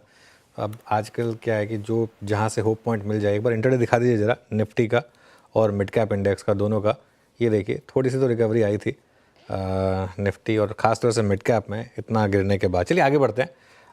कल मार्केट खुलने से पहले MSCI इंडेक्स में बदलाव का ऐलान होने के काफ़ी प्रोबेबिलिटी हैं। इस पर डिटेल लेकर यतिन मोहता जुड़े हैं। यतिन से जानते हैं कि किन स्टॉक्स में चेंजेस आ सकते हैं। यतिन बताइए। फेब महीने का जो MSCI का रिव्यू है उसका लिस्ट कल सुबह मार्केट आवर्स के पहले आ जाएगा और जो रिव्यू है वो मंथ एंड में होगा यानी 28 फरवरी को। अगर हम देखें तो MSCI ग्लोबल स्टैंडर्ड इंडेक्स में जो बड़ा इंडेक्स माना जाता है इसमें क्या इंक्लूजन होगा, तो Hyundai मोटर्स जो है वो इंक्लूजन होता हुआ आपको नजर पड़ेगा और 25 करोड़ डॉलर्स के आसपास की यहाँ खरीदारी देखने को मिलेगी। IPO के बाद ये पहला जो इंक्लूजन है ये इंडेक्स में आपको होता हुआ दिखाई पड़ रहा है Hyundai मोटर्स के लिए। इसके अलावा अगर हम एक्सक्लूजन की बात करें तो अदानी ग्रीन एनर्जी का जो है पत्ता कट सकता है। MSCI ग्लोबल स्टैंडर्ड इंडेक्स से ये स्टॉक बाहर हो सकता है और 16-17 करोड़ डॉलर्स की यहाँ सेलिंग आपको देखने को मिल सकती है। इसके अलावा स्मॉल और मिड कैप इंडिसेस में भी बदलाव होने वाले हैं जहां आपको इनफ्लो आउटफ्लो इंडिविजुअली स्टॉक्स पे आता हुआ नजर पड़ेगा। लेकिन वेटेज कहां बढ़ रहा है वो भी नजर करने लायक होगा क्योंकि यहां आप देखेंगे तो बहुत सारे बैंकों में आपको वेट बदलाव होते हुए नजर पड़ेंगे। इंडसइंड बैंक की बात करें तो 26 करोड़ डॉलर का यहां इनफ्लो आता हुआ आपको नजर पड़ेगा। जोमैटो, वरुण बेवरेजेस और मैनकाइंड फार्मा जैसे काउंटर्स में भी वेटेज बढ़ने के कारण आपको ओवरऑल खरीदारी का माहौल आता हुआ नजर पड़ेगा। अगर हम small cap mid cap index की बात करें तो यहाँ अदानी विलमार, ज्योति CNC, ओला इलेक्ट्रिक जैसे काउंटर्स आपको इंक्लूड होते हुए नजर पड़ेंगे और क्लियरली ओला इलेक्ट्रिक पे नजर रहेगी क्योंकि यहाँ भी इनफ्लो आपको आता हुआ नजर पड़ेगा। इसके अलावा जो MSCI स्मॉल कैप इंडेक्स से बाहर होने वाले स्टॉक्स हैं इनमें जो स्टॉक्स बहुत गिर चुके हैं जैसे धनी सर्विसेज, स्टार्क, रोजारी बायो, DB कॉर्प, ये सब नाम जो है वो इंडेक्स से डिलीट हो सकते हैं और यहाँ छोटी मोटी सेलिंग आपको आती हुई नजर पड़ सकती है। ओके यतिन शुक्रिया। तो ये इस समय MSCI का रिव्यू। अब आगे बढ़ते हैं। मिड कैप और स्मॉल कैप में भारी करेक्शन है, काफ़ी निवेशक डरे हुए हैं, इसमें करना क्या है हम पूछते हैं। एक बिग मार्केट वेटरन से हमारे साथ आनंद टंडन जुड़े हैं। Anand ji good afternoon. क्या हुआ है मार्केट में, ये जिस तरीके का कोहराम मचा है ख़ास तौर से ब्रॉडर मार्केट में, क्या करें निवेशक इसमें? देखिए इस वक्त ज़्यादा पैनिक में नहीं रहना चाहिए, लेकिन ये काफ़ी दिन से राय रही है कि मिड कैप और स्मॉल कैप की जो अर्निंग्स और वैल्यूएशंस जो हैं वो एक साथ नहीं चल रही हैं। अर्निंग्स से वैल्यूएशन थोड़ा ज़्यादा बढ़ चुका है और इसलिए कई विशेषज्ञ और मैं भी बोलता रहा हूँ कि अब थोड़ा आपको शिफ्ट करना चाहिए लार्ज कैप में। अब यहाँ से क्या करें वो एक्चुअली स्मॉल कैप इतनी सारी कंपनियां के कहना मुश्किल रहता है, लेकिन ब्रॉडली धीरे धीरे आपको अभी भी स्मॉल कैप से निकल के लार्ज कैप में जाना चाहिए क्योंकि जब मार्केट का रुझान चेंज होगा, जब बढ़त आना शुरू होगी तो मेरे हिसाब से लार्ज कैप से ही शुरू होगी। तो अगर आपको निवेश करना है इस वक्त तो लार्ज कैप में ही अगर आप धीरे धीरे निवेश करें SIP की तरह तो ज़्यादा बेहतर रहेगा। स्मॉल कैप में पैनिक करने की जरूरत नहीं है। अगर आपके पास अच्छे क्वालिटी की कंपनियां तो ठीक है, लेकिन जब भी लिक्विडिटी कम होती है बाजार में, और क्योंकि फॉर एग्जांपल अगर आरबीआई बाजार में डॉलर्स बेच रहा है तो ऑब्वियसली डोमेस्टिक मार्केट की लिक्विडिटी कम हो जाएगी, तो उससे भी काफी प्रभाव पड़ता है। और उसके साथ साथ ऑब्वियसली अभी जो ग्लोबल परिस्थिति ऐसी है कि अर्निंग्स भी बहुत अच्छी नहीं आ रही हैं, ग्लोबली भी काफी सारे नेगेटिव क्यूज मिल रहे हैं। तो मुझे नहीं लगता कि इस वक्त भी स्मॉल कैप और मिड कैप में निवेश करने लायक लेवल अभी तक आया है। ओके अच्छा आनंद जी, जब आप इस बात की वकालत कर रहे हैं कि अपने आप को थोड़ा सा लार्ज कैप पर सीमित रखिए, लार्ज कैप में ज़्यादा सेफ पॉकेट्स क्या लग रही हैं आपको, एंड स्पेशली इस पॉलिसी के बाद, एक रेट कट के बाद और आरबीआई द्वारा सिस्टम में अच्छी लिक्विडिटी इन्फ्यूज़ करने के बाद, अभी आपका रेट सेंसिटिव्स पे and more specially banks outlook क्या है सर? देखिए, बैंक्स अभी फिलहाल अपने हिस्ट्री के हिसाब से चीप है और ग्रोथ में भी कोई खास कमी नहीं आएगी, क्योंकि अगर आपको यहाँ से क्रेडिट आप देखें तो हालांकि डिमांड थोड़ा सा कम है, लेकिन उसके बावजूद डिमांड ठीक ठाक ही चल रही है। ऐसा नहीं है कि क्रेडिट की ग्रोथ नहीं हो रही है। तो जिस कंपनी के पास भी, जिस बैंकों के पास भी डिपॉजिट रेज करने की क्षमता रहेगी, वो अपना बिजनेस बढ़ा सकते हैं। और क्योंकि वैल्यूएशन, जैसे मैंने कहा, हिस्टोरिक वैल्यूएशन से थोड़े से कम है, तो इस वक्त वहां पर आपको प्राइवेट सेक्टर बैंक में रिलेटिवली बेटर अपॉर्चुनिटी मिल रही है। इसके साथ साथ मेरा मानना यह है कि इंश्योरेंस, लाइफ इंश्योरेंस पर्टिकुलरली, जनवरी में नंबर्स काफी अच्छा है ज्यादातर लाइफ इंश्योरेंस कंपनीज के। वो एक बहुत लंबा रनवे है वहां पर, और आप अगर फाइनेंशियल सेक्टर में बैंकिंग के अलावा पैसे लगाना चाहें तो इंश्योरेंस में भी इस वक्त जो है सारी की सारी कंपनियां जो है लार्ज कैप, जो एचडीएफसी इंश्योरेंस, एलआईसी, आईसीआईसीआई, सभी फिलहाल रिलेटिवली आपको कम भाव में मिल रही है। जी आनंद जी, नमस्कार, श्रेया बात कर रही हूँ। आपने बैंक, प्राइवेट सेक्टर बैंक आपको अच्छा लग रहा है, साथ ही इंश्योरेंस स्पेस फिलहाल आपको उसमें थोड़ा दम दिख रहा है, लेकिन जिस तरीके से सर बाजार में बिकवाली हावी होती नजर आ रही है, कौन से सेक्टर से आप अभी फिलहाल दूरी बना के रखेंगे, कौन सा सेक्टर आपको अच्छे लग रहे हैं? और आपने ये भी मेंशन किया कि गुड क्वालिटी ऑफ स्टॉक्स अभी फिलहाल पोर्टफोलियो में शामिल करना चाहिए, तो जो सेक्टर आपको पसंद है उससे कौन से स्टॉक्स आप पोर्टफोलियो में हिदायत करेंगे कि शामिल करना चाहिए? देखिए, इस वक्त इकोनॉमिक साइकिल जो है थोड़ा सा वीक चल रहा है, इसलिए सिक्लिकल्स के ऊपर आप ज्यादा रुझान नहीं दे सकते। कैपेक्स ओरिएंटेड शेयर्स जितने हैं वो काफी महंगे हैं अभी भी, हालांकि उनका डिमांड अच्छा रहेगा, और क्योंकि उनके पास ऑर्डर बुक काफी अच्छी है, तो आप ये मान के चल सकते हैं कि उनकी अर्निंग्स भी ठीक ठाक ही आएंगी, लेकिन उनका वैल्यूएशन अभी भी मेरे हिसाब से चढ़ा हुआ है। फाइनेंशियल्स, जैसे मैंने कहा, अभी फिलहाल फाइनेंशियल्स में आपको वैल्यूएशन का गैप नजर आ रहा है और वहाँ पे ग्रोथ भी ठीक ठाक बरकरार रहेगी, तो वो डेफिनेटली एक एरिया बनता है। बाकी अगर आप देखें टेलीकॉम, हालांकि काफी दाम चढ़ चुके हैं, लेकिन उसके बावजूद अभी तक कैपेक्स जो हो रहा था वो उसकी रफ्तार कम हो जाएगी, और इसके कारण एबिटा का जो पैसा खर्च होता, मतलब कंपनी का जो पैसा कैपेक्स में जाता था, वो आपको कैश फ्लो में नजर आना शुरू होना चाहिए। तो जो लीडिंग टेलीकॉम कंपनीज हैं वहां पर भी, क्योंकि कंज्यूमर के लिए दाम बढ़ते जा रहे हैं और इसके साथ साथ कैपेक्स कम होता जाएगा यहाँ से अगले कुछ सालों के लिए, तो आपको कैश फ्लोज वहां पे काफी स्ट्रांग नजर आएंगे। तो और क्योंकि बजट में थोड़ा हद तक टैक्सेस कम हुए हैं 12 लाख के आमदनी के लोगों के लिए, तो आप ये समझ सकते हैं कि कंज्यूमर डिस्क्रिशनरी जो कहते हैं, वहां पर कुछ हद तक आपको डिमांड का सपोर्ट मिल सकता है। बाकी जो है इंडिविजुअल स्टॉक्स आपको देखना पड़ेगा, बट जनरली सिक्लिकल से और महंगे शेयरों से इस वक्त थोड़ा दूरी बरकरार रखनी चाहिए। बिल्कुल। स्विगी और जोमेटो इस भारी करेक्शन के बाद खरीदेंगे या अभी अवॉइड करेंगे? आई थिंक जल्दीबाजी करने की जरूरत नहीं है, उसमें अब कोई खास ऐसी बात नहीं रह गई है जो आपको पता नहीं है, आप कई तिमाही से उनके रिजल्ट देख रहे हैं। ये क्लियर है कि फूड डिलीवरी में अभी उतनी ग्रोथ नहीं आ रही है, बल्कि अगर ग्रोथ है तो वो क्विक कॉमर्स में है। क्विक कॉमर्स के लिए खर्चे काफ़ी लगते हैं, स्विगी अभी तक उस पर प्रॉफिटेबल ट्रेड नहीं कर पाया है, जोमेटो कर चुका है, और ये प्राइस में भी रिफ्लेक्ट करता है। तो इस वक्त मुझे नहीं लगता कि कोई आपको उसमें खास अननोन है। जैसे जैसे अर्निंग्स ग्रोथ होगी वैसे उसका वैल्यूएशन कम होगा, और धीरे धीरे वो कंपनियां जो है वो रेगुलर बिजनेस की तरह ट्रेड करना शुरू होंगी। मेरे हिसाब से इस वक्त चढ़ के कोई जल्दीबाजी नहीं करनी चाहिए किसी भी क्षेत्र में। ये डेफिनेटली ऐसी कंपनियां हैं जहां पे ग्रोथ जो है अगर ठीक ठाक रही तो काफी इंपॉर्टेंट कंपनियां हो जाएंगी मार्केट के लिए। तो पोर्टफोलियो के हिसाब से इनमें बिल्कुल नजर बना के रखना चाहिए। टाइमिंग जो है वो आपको तब देखना पड़ेगा जब इसमें भारी गिरावट आए। अच्छा आनंद जी, इस बजट से पहले और बजट से पहले जो लिक्विडेशन था बाजार में पेन था, उसमें कैपिटल गुड्स में भी पेन था और अच्छा खासा पेन था और सीमेंस एबीबी कमिंस के लिए तो कहा भी आता था कि ओवर वैल्यूड है इस वक्त। देन उसके बाद प्राइस डैमेज और बजट में जिस तरीके से कैपेक्स के नंबर को लेकर बाजार बहुत उत्साहित नहीं रहा, the quantum of hike we got in I think budget, आप क्या धारणा रखते हैं?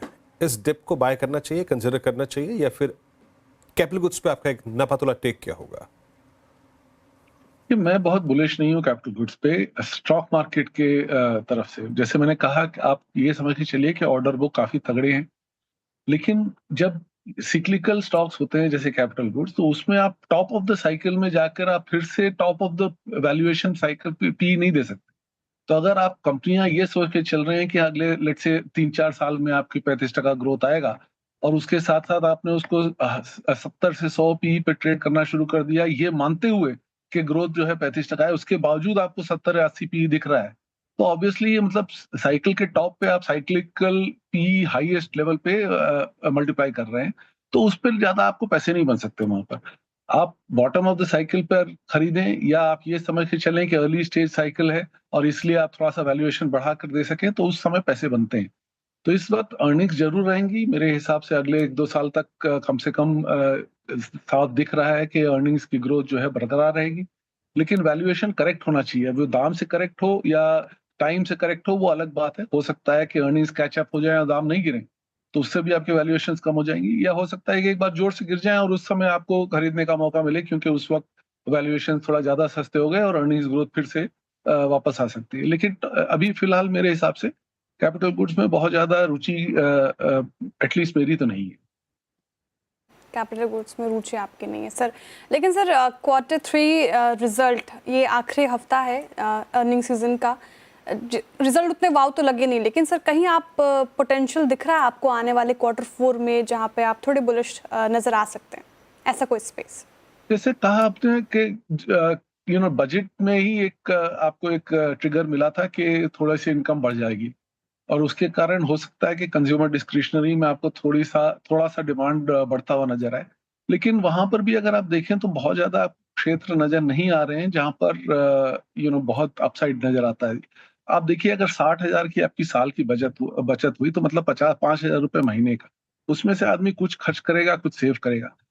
तो अगर खर्च करा भी तो अगर उसने 3-4 हजार रुपए महीने का ईएमआई बढ़ गई तो आप उतना ही प्रोडक्ट खरीद सकते हैं जो लेट से 5,000 या 3,000 रुपए की एक्स्ट्रा ईएमआई का प्रोडक्ट हो। तो ऐसा नहीं है कि आपको बहुत हाई लेवल पे डिमांड बढ़ता हुआ नजर आ रहा है, बट हाँ रेफ्रिजरेटर, टीवी, एसीज, इसका डिमांड जो है वो बरकरार रहना चाहिए, स्पेसिफिकली क्योंकि अब हम समर में जा रहे हैं तो ये सब चीजों की डिमांड वैसे भी सिक्लिकली इस वक्त बढ़ते हुए नजर आती है। तो ये क्षेत्र जो है फिलहाल आई थिंक थोड़ा सा बेहतर करना चाहिए पिछले साल के मुकाबले। बहुत शुक्रिया आनंद जी हमारे साथ जुड़ने के लिए, तमाम सवालों के जवाब देने के लिए इतनी डिटेल में, बहुत शुक्रिया आपके वक्त के लिए। ठीक है, तो निफ्टी में थोड़ी सी रिकवरी तो देखने को मिली निचले स्तरों से, वही बैंक निफ्टी में भी थोड़ी रिकवरी, लेकिन वही उतार चढ़ाव अभी देखने को मिल रहा है, बाजार की हालत खराब। लेकिन अनु सर, जिसने आज बेचा, शॉर्ट किया, वो उसके लिए क्या व्यू रहेगा, अब आने वाले दिनों के लिए क्या रणनीति वो अपनाएं? देखिए श्रेया, एक चीज़ तो समझ लीजिए कि मार्केट का टेक्सचर काफ़ी ख़राब है और आज मार्केट ने आपको एक क्लीन ट्रेड दी कि सुबह जहाँ खुले वहीं बेचें और आपको पैसा बनेगा, लेकिन पोजीशन कैरी करने की कोई ज़रूरत नहीं है इस मार्केट में। क्योंकि इतनी ओवरसोल्ड मार्केट है, एक आध बार के लिए हो सकता है कि 40-50 पॉइंट का कुछ गैप अप मिल जाए आपको, टिकेगा नहीं, वो कोई भी गैप अप टिकेगा नहीं, तो उसमें आप इंट्राडे में आपको मौके मिल रहे हैं तो ओवरनाइट रिस्क क्यों कैरी करना। मेरा लिमिटेड पॉइंट ये होता है, कई बार यूएस में कुछ बड़ा हो जाए और मान लो डाउ 500-600 पॉइंट ऊपर भाग जाए तो एक बार के लिए गिफ्ट निफ्टी 100 पॉइंट ऊपर होता है, तो वो रिस्क नहीं लेना है आपको। मार्केट इंट्राडे में आपको मौके दे रहा है, कल भी आपको मार्केट देगा मौके इंट्राडे में, और अब ये मार्केट जा रहा है 22,800 भी तोड़ रहा है और तोड़ सकता है, प्रोबेबिलिटी काफ़ी हाई है और शायद 22,500 22,000 तक जाने की भी प्रोबेबिलिटी बढ़ी है, let's put it that way.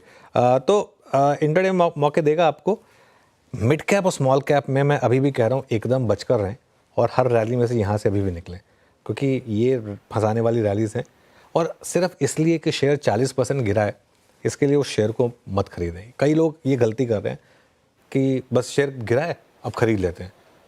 Specially अगर मैनेजमेंट क्वालिटी में आपको हल्का सा भी डाउट हो ना, जहाँ भी आपको लगे कि मैनेजमेंट के वर्ड पर आपको बिल्कुल भी भरोसा नहीं है, वहाँ पर तो आप तुरंत निकलें। मैं एक एग्जांपल दे रहा हूँ, स्विगी का उदाहरण देखिए आप। अब क्या हो गया यहाँ पर, क्या बदल गया यहाँ पर? इसका 3 महीने का चार्ट लेकर आइए, और ये आज 7% नीचे ही है। उस दिन हमारी बात हुई थी जब 400 तोड़ा था, बहुत लोगों ने मुझे कहा था कि अब इस लेवल पर भी आप नेगेटिव है। मैं कहता बिल्कुल नेगेटिव हूँ, 400 पे भी नेगेटिव हूँ। यहाँ से 20 से 40% स्टॉक गिर सकता है। 400 से अब देखिए आप 15% तो गिर गया वहाँ से, तो बचा क्या है? वो ये होगा। तो ऐसे स्टॉक से तुरंत निकले। कई बार आपको दिल पे पत्थर रख के ना स्टॉक मार्केट में 25% का लॉस भी लेना पड़ता है। ये स्टॉक मार्केट आपको सिखाता है कि ज़रूरी नहीं है कि, और अगर आप लॉस नहीं ले पाएंगे ना स्टॉक्स में, तो और ज़्यादा आगे जाके आपको और बड़े लॉस लेने पड़ेंगे। फॉर एग्जांपल, तब अगर आप 400 पे लॉस नहीं बुक कर पाए, आज 330 हो गया वो। तो ये इसलिए ज़रूरी होता है। सिर्फ इस जिद में ना रहे कि नहीं मेरा स्टॉक है, मैं तो अपने प्राइस पे ही निकलूँगा, ऐसा नहीं होता स्टॉक मार्केट में। आपको थोड़ा सा कई बार कड़वी जैसे दवाई होती है वो लेनी पड़ती है। बिल्कुल। चलिए फिर वीरू, BTST STBT शुरू करते हैं। जय अनुज, उसके सिवा कोई चारा भी नहीं है, और क्या करें यहाँ पर, और क्या करें। लेते हैं रचना जी से पहला कॉल। रचना जी, कुछ कैरी करने का मन है या फिर एक होता है ना आज पास कर देती हूँ, नहीं, या फिर कुछ कैरी करेंगे आप?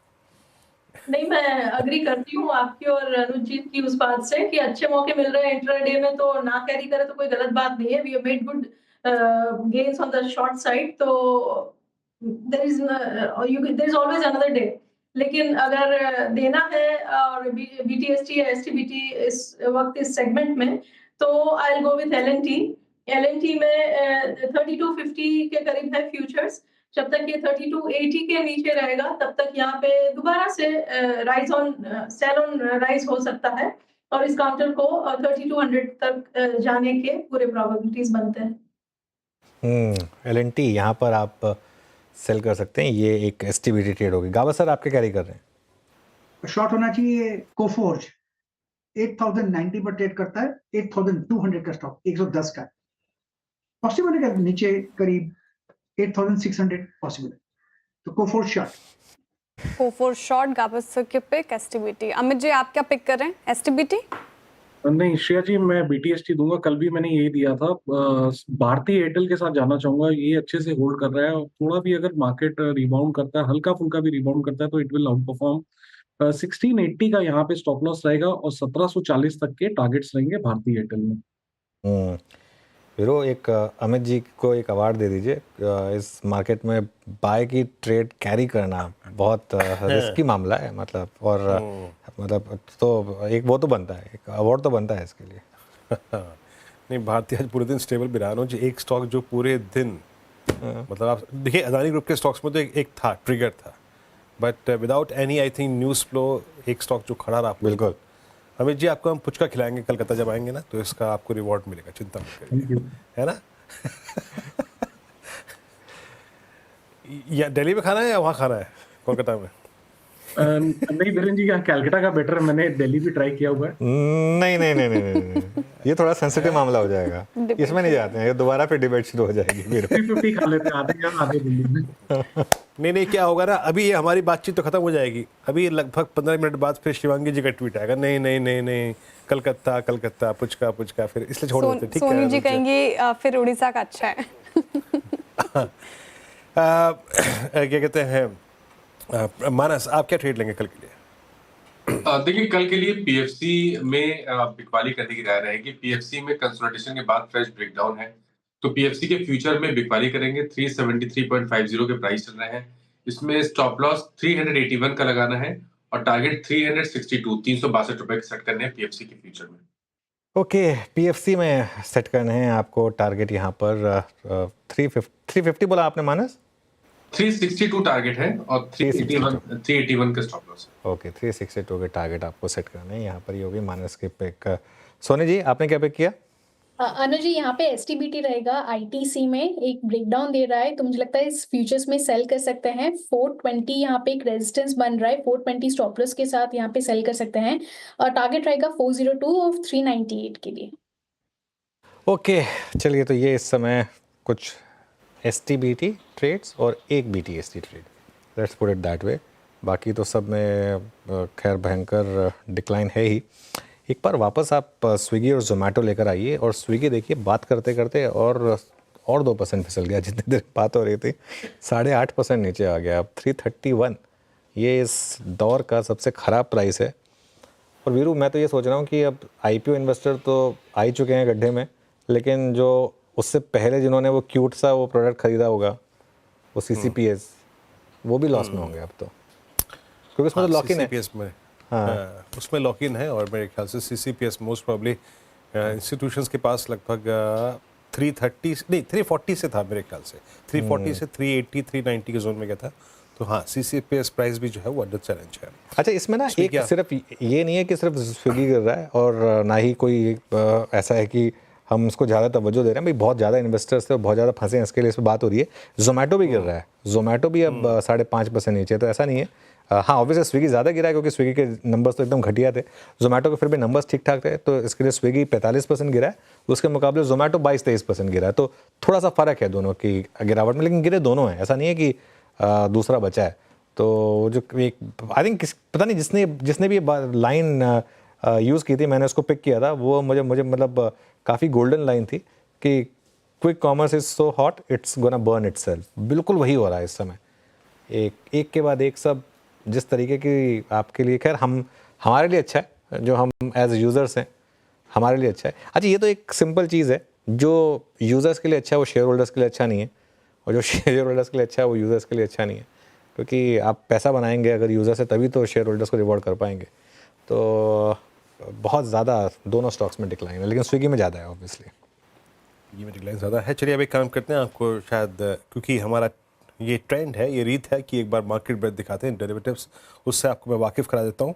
और लॉन्ग शॉर्ट, और आज तो मेरे ख्याल से लॉन्ग की वो जो स्लाइड है उसको पूरा करने में काफ़ी वक्त, अरे डॉक्टर साहब इसकी फ़ोटो खींच रख लो क्या। लॉन्ग 2.5 में शॉर्ट कवरिंग, वाह गज़ब। शॉर्ट 135, छोड़िए 90 लॉन्ग, और अनवाइंडिंग याद रखिएगा। एक एक करके स्लाइड्स को देखते हैं, मात्र 2 दुर्लभ जो है लॉन्ग, आइए देखते हैं कौन कौन से थे। मेरे ख्याल से एक भारतीय होगा या फिर एक ऑयल इंडिया होगा, दिखाएंगे स्क्रीन पे प्लीज़ ज़रा। Yes, Trent and Bharti Airtel, इसमें लॉन्ग था। और अगली स्लाइड आएगी शॉर्ट कवर की, उसमें oil India, Grasim, Adani enterprises, Sun TV and Bata. और उसके बाद स्लाइड आएगी शॉर्टिंग की, इसमें सबसे ऊपर था अपोलो हॉस्पिटल्स, क्रैक हुआ। मैंने आज का top loser PB infotech, Eicher motors, PFC and Voltas. और जहाँ तक लॉन्ग अनवाइंडिंग का सवाल है, बीएससी, के इंडस्ट्रीज, एचएफसीएल और एनबीसीसी और जोमेटो करीब 5% नीचे। और अभी जिसका जिक्र हुआ था स्विगी, उसको आप देख ही चुके हैं। और डेलो पर अनुज वीरू, जो आपने कही ना 2 ही स्टॉक थे लॉन्ग वाले, वो भी 2 एक्चुअली बाई चांस क्रॉसओवर हो गए उसमें, वरना ट्रेंड और भारती बोले ना आपने, उसमें भी भारती 0.24% ही ऊपर है और 0.15% का ही ओपन इंटरेस्ट बिल्डअप है। वैसे वो सही बात कही आपने, उसकी फ़ोटो लेनी बनती है, वो जो मार्केट ब्रेथ आपने दिखाई थी उसका, उससे ना एक 2 स्टॉक सिर्फ बताइए, गिनती कर सकते हैं आप, 2 स्टॉक लॉन्ग और 5 स्टॉक शॉर्ट कवरिंग। और इससे ना मुझे एक जोक याद आ गया जो मेरे ऊपर ही किसी ने मारा था। सुना दूँ जोक वीरू? अब ये क्या दिक्कत की बात है? हाँ, तो मुझे किसी ने कहा था 1-2 महीने पहले कि जब तुम्हारे बाल इतने गिर रहे हैं अब तो तुम उनके नाम रख सकते हो, चुन्नो मुन्नो, क्योंकि धीरे धीरे सारे जा रहे हैं, तो इसके लिए तो ऐसी ये सिर्फ 7 स्टॉक रह गए हैं लॉन्ग साइड पर, क्या ही इसको डिस्कस करेंगे। और वैसे एक चीज़ बताऊँ मैं, ये मार्केट का बहुत टफ फेज़ है, इतना टफ फेज़ मार्केट में, क्योंकि ये बहुत प्रोलॉन्ग पीरियड में आया है। और इसमें ना बीच बीच में मार्केट ने कई बार आपको, जैसे कहते हैं ना, फंसाया भी है। एक रैली हुई थी दिसंबर में आई थी जिसमें 24,800 तक हम गए थे, उसमें स्मॉल कैप ने आपको याद होगा ऑल टाइम हाइट किया था। एक रैली हुई थी जो बजट के उस टैक्स कट पर आई थी और उससे जस्ट पहले वो जो आरबीआई का एक्शन था, और उसमें भी बहुत हद तक लगा था कि अब मार्केट यहाँ से एक बड़ी रैली को तैयार है। हालांकि उसके बाद जब मार्केट ने साइन दे दिया था कि नहीं वो रैली फेल हो गई है, तो उस पर क्लियर कट एक व्यू भी लिया गया था कि नहीं वो रैली नहीं चल रही है और वापस वो फंसाने वाली रैली निकली। लेकिन दिक्कत यही आ रही है मार्केट में कि बीच बीच में जो रैलियाँ आ रही है ना वो फंसा रही हैं लोगों को। ऐसा नहीं है कि एक वन वे में हम गिर रहे हैं। ये देखिए बीच बीच में दो आपको बड़े फेजेस दिखाई देंगे जिसमें वो रैलीज आई और वो रैली फेल हुई। और अब तो जो चार्ट है वो क्लियरली, कल एक बार निफ्टी के उस चार्ट को वापस रिविजिट करेंगे हम, जो हमने कल से स्टार्ट किया था उसको विजिट करना 20 और 50 डे में। और एक चीज़ वीरू, मैं बार बार लोगों को बोलता हूँ, respect technicals. 20 day exponential moving average, 200 day simple moving average, ये कुछ ऐसे लेवल्स होते हैं जिनकी कुछ सैंक्टिटी होती है, जो अगर टूटते हैं या प्रोटेक्ट होते हैं तो मार्केट का कुछ वर्डिक्ट होता है, मार्केट का कुछ मैसेज होता है।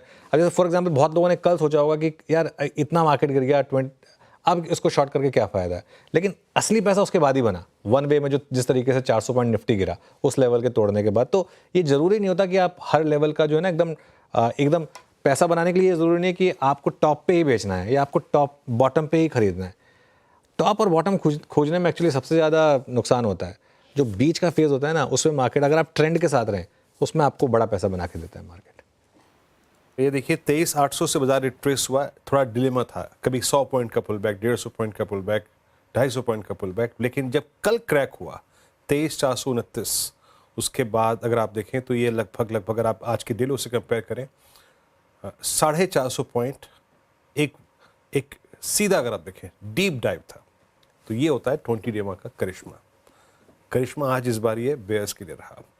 खैर अब एक काम करते हैं, चलते हैं और पंचनामा का कोई सवाल श्रेया आया है क्या? सवालों की बौछार हो गई आज और कतार में लगे हैं हमारे दर्शक। और सवाल आईटीसी पे है। आज सोनी जी ने सेल साइड की ट्रेड भी दी है। आईटीसी देखिए 7 मंथ लो पे आ गया है, क्या करना चाहिए सर? अनन्या जी पूछ रही हैं आईटीसी के ऊपर। अनन्या जी पूछ रही हैं आईटीसी के ऊपर। अच्छा, अनन्या मेरी बेटी का भी नाम है तो इसके लिए मैं थोड़ा सा रुक गया था। लेकिन देखिए अनन्या जी, आईटीसी एक ऐसा स्टॉक है जो अगर आप एज अ पोर्टफोलियो इन्वेस्टर चुनते हैं तो इसने हमेशा आपको पैसा बना के दिया है। कई बार टाइम लगा है, इस बार थोड़ा सा ये फेज़ जो है वो काफ़ी ख़राब चल रहा है। इनफैक्ट जब से इसका डीमर्जर हुआ है उसके बाद से इसने पैसा बनाना बंद कर दिया। तो एक्चुअली अगर आप देखें तो पिछले 1-1.5 साल से आईटीसी ने पैसा नहीं बना कर दिया है। ये एक ऐसा स्टॉक है जिसमें आपको शायद थोड़ी पेशेंस रखनी होगी, क्योंकि अच्छी पेडिग्री की अच्छी कंपनी है, लेकिन ये ट्रेडिंग स्टॉक नहीं है, इस चीज़ को आप ध्यान में रखिएगा। और एक सवाल है, समित शाह जी पूछ रहे हैं, गुड इवनिंग विश कर रहे हैं आपको और कह रहे हैं कि do I still continue holding ITBeES holding at 38 levels, should I keep adding more every month? Thanks and good evening. Nippon India ETF Nifty ITBeES क्या करना चाहिए? देखिए 38 पे लिया इन्होंने, 45 का रेट है अभी मेरे ख्याल से। और मेरे ख्याल से तो श्रेया ये एक पॉकेट है जिसमें 49 का हाई था।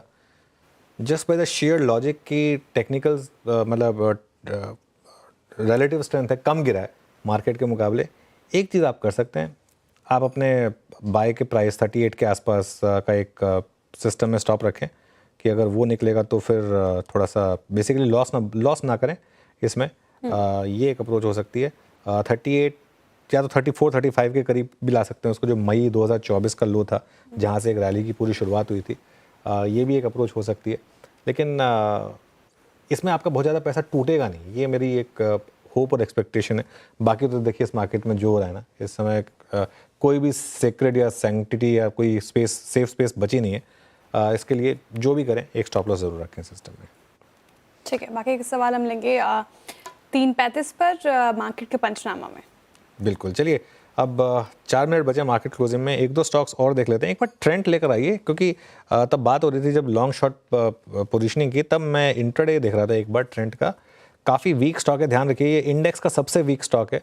लेकिन आज का आखिरी घंटे का एक चार्ट, मानस क्या कहेंगे इसको, सिर्फ एक डेड कैट बाउंस या कुछ होप जिनके पास है उनके लिए, जिस तरीके से आज आखिरी के आधे घंटे में ये बाउंस बैक कर रहा है?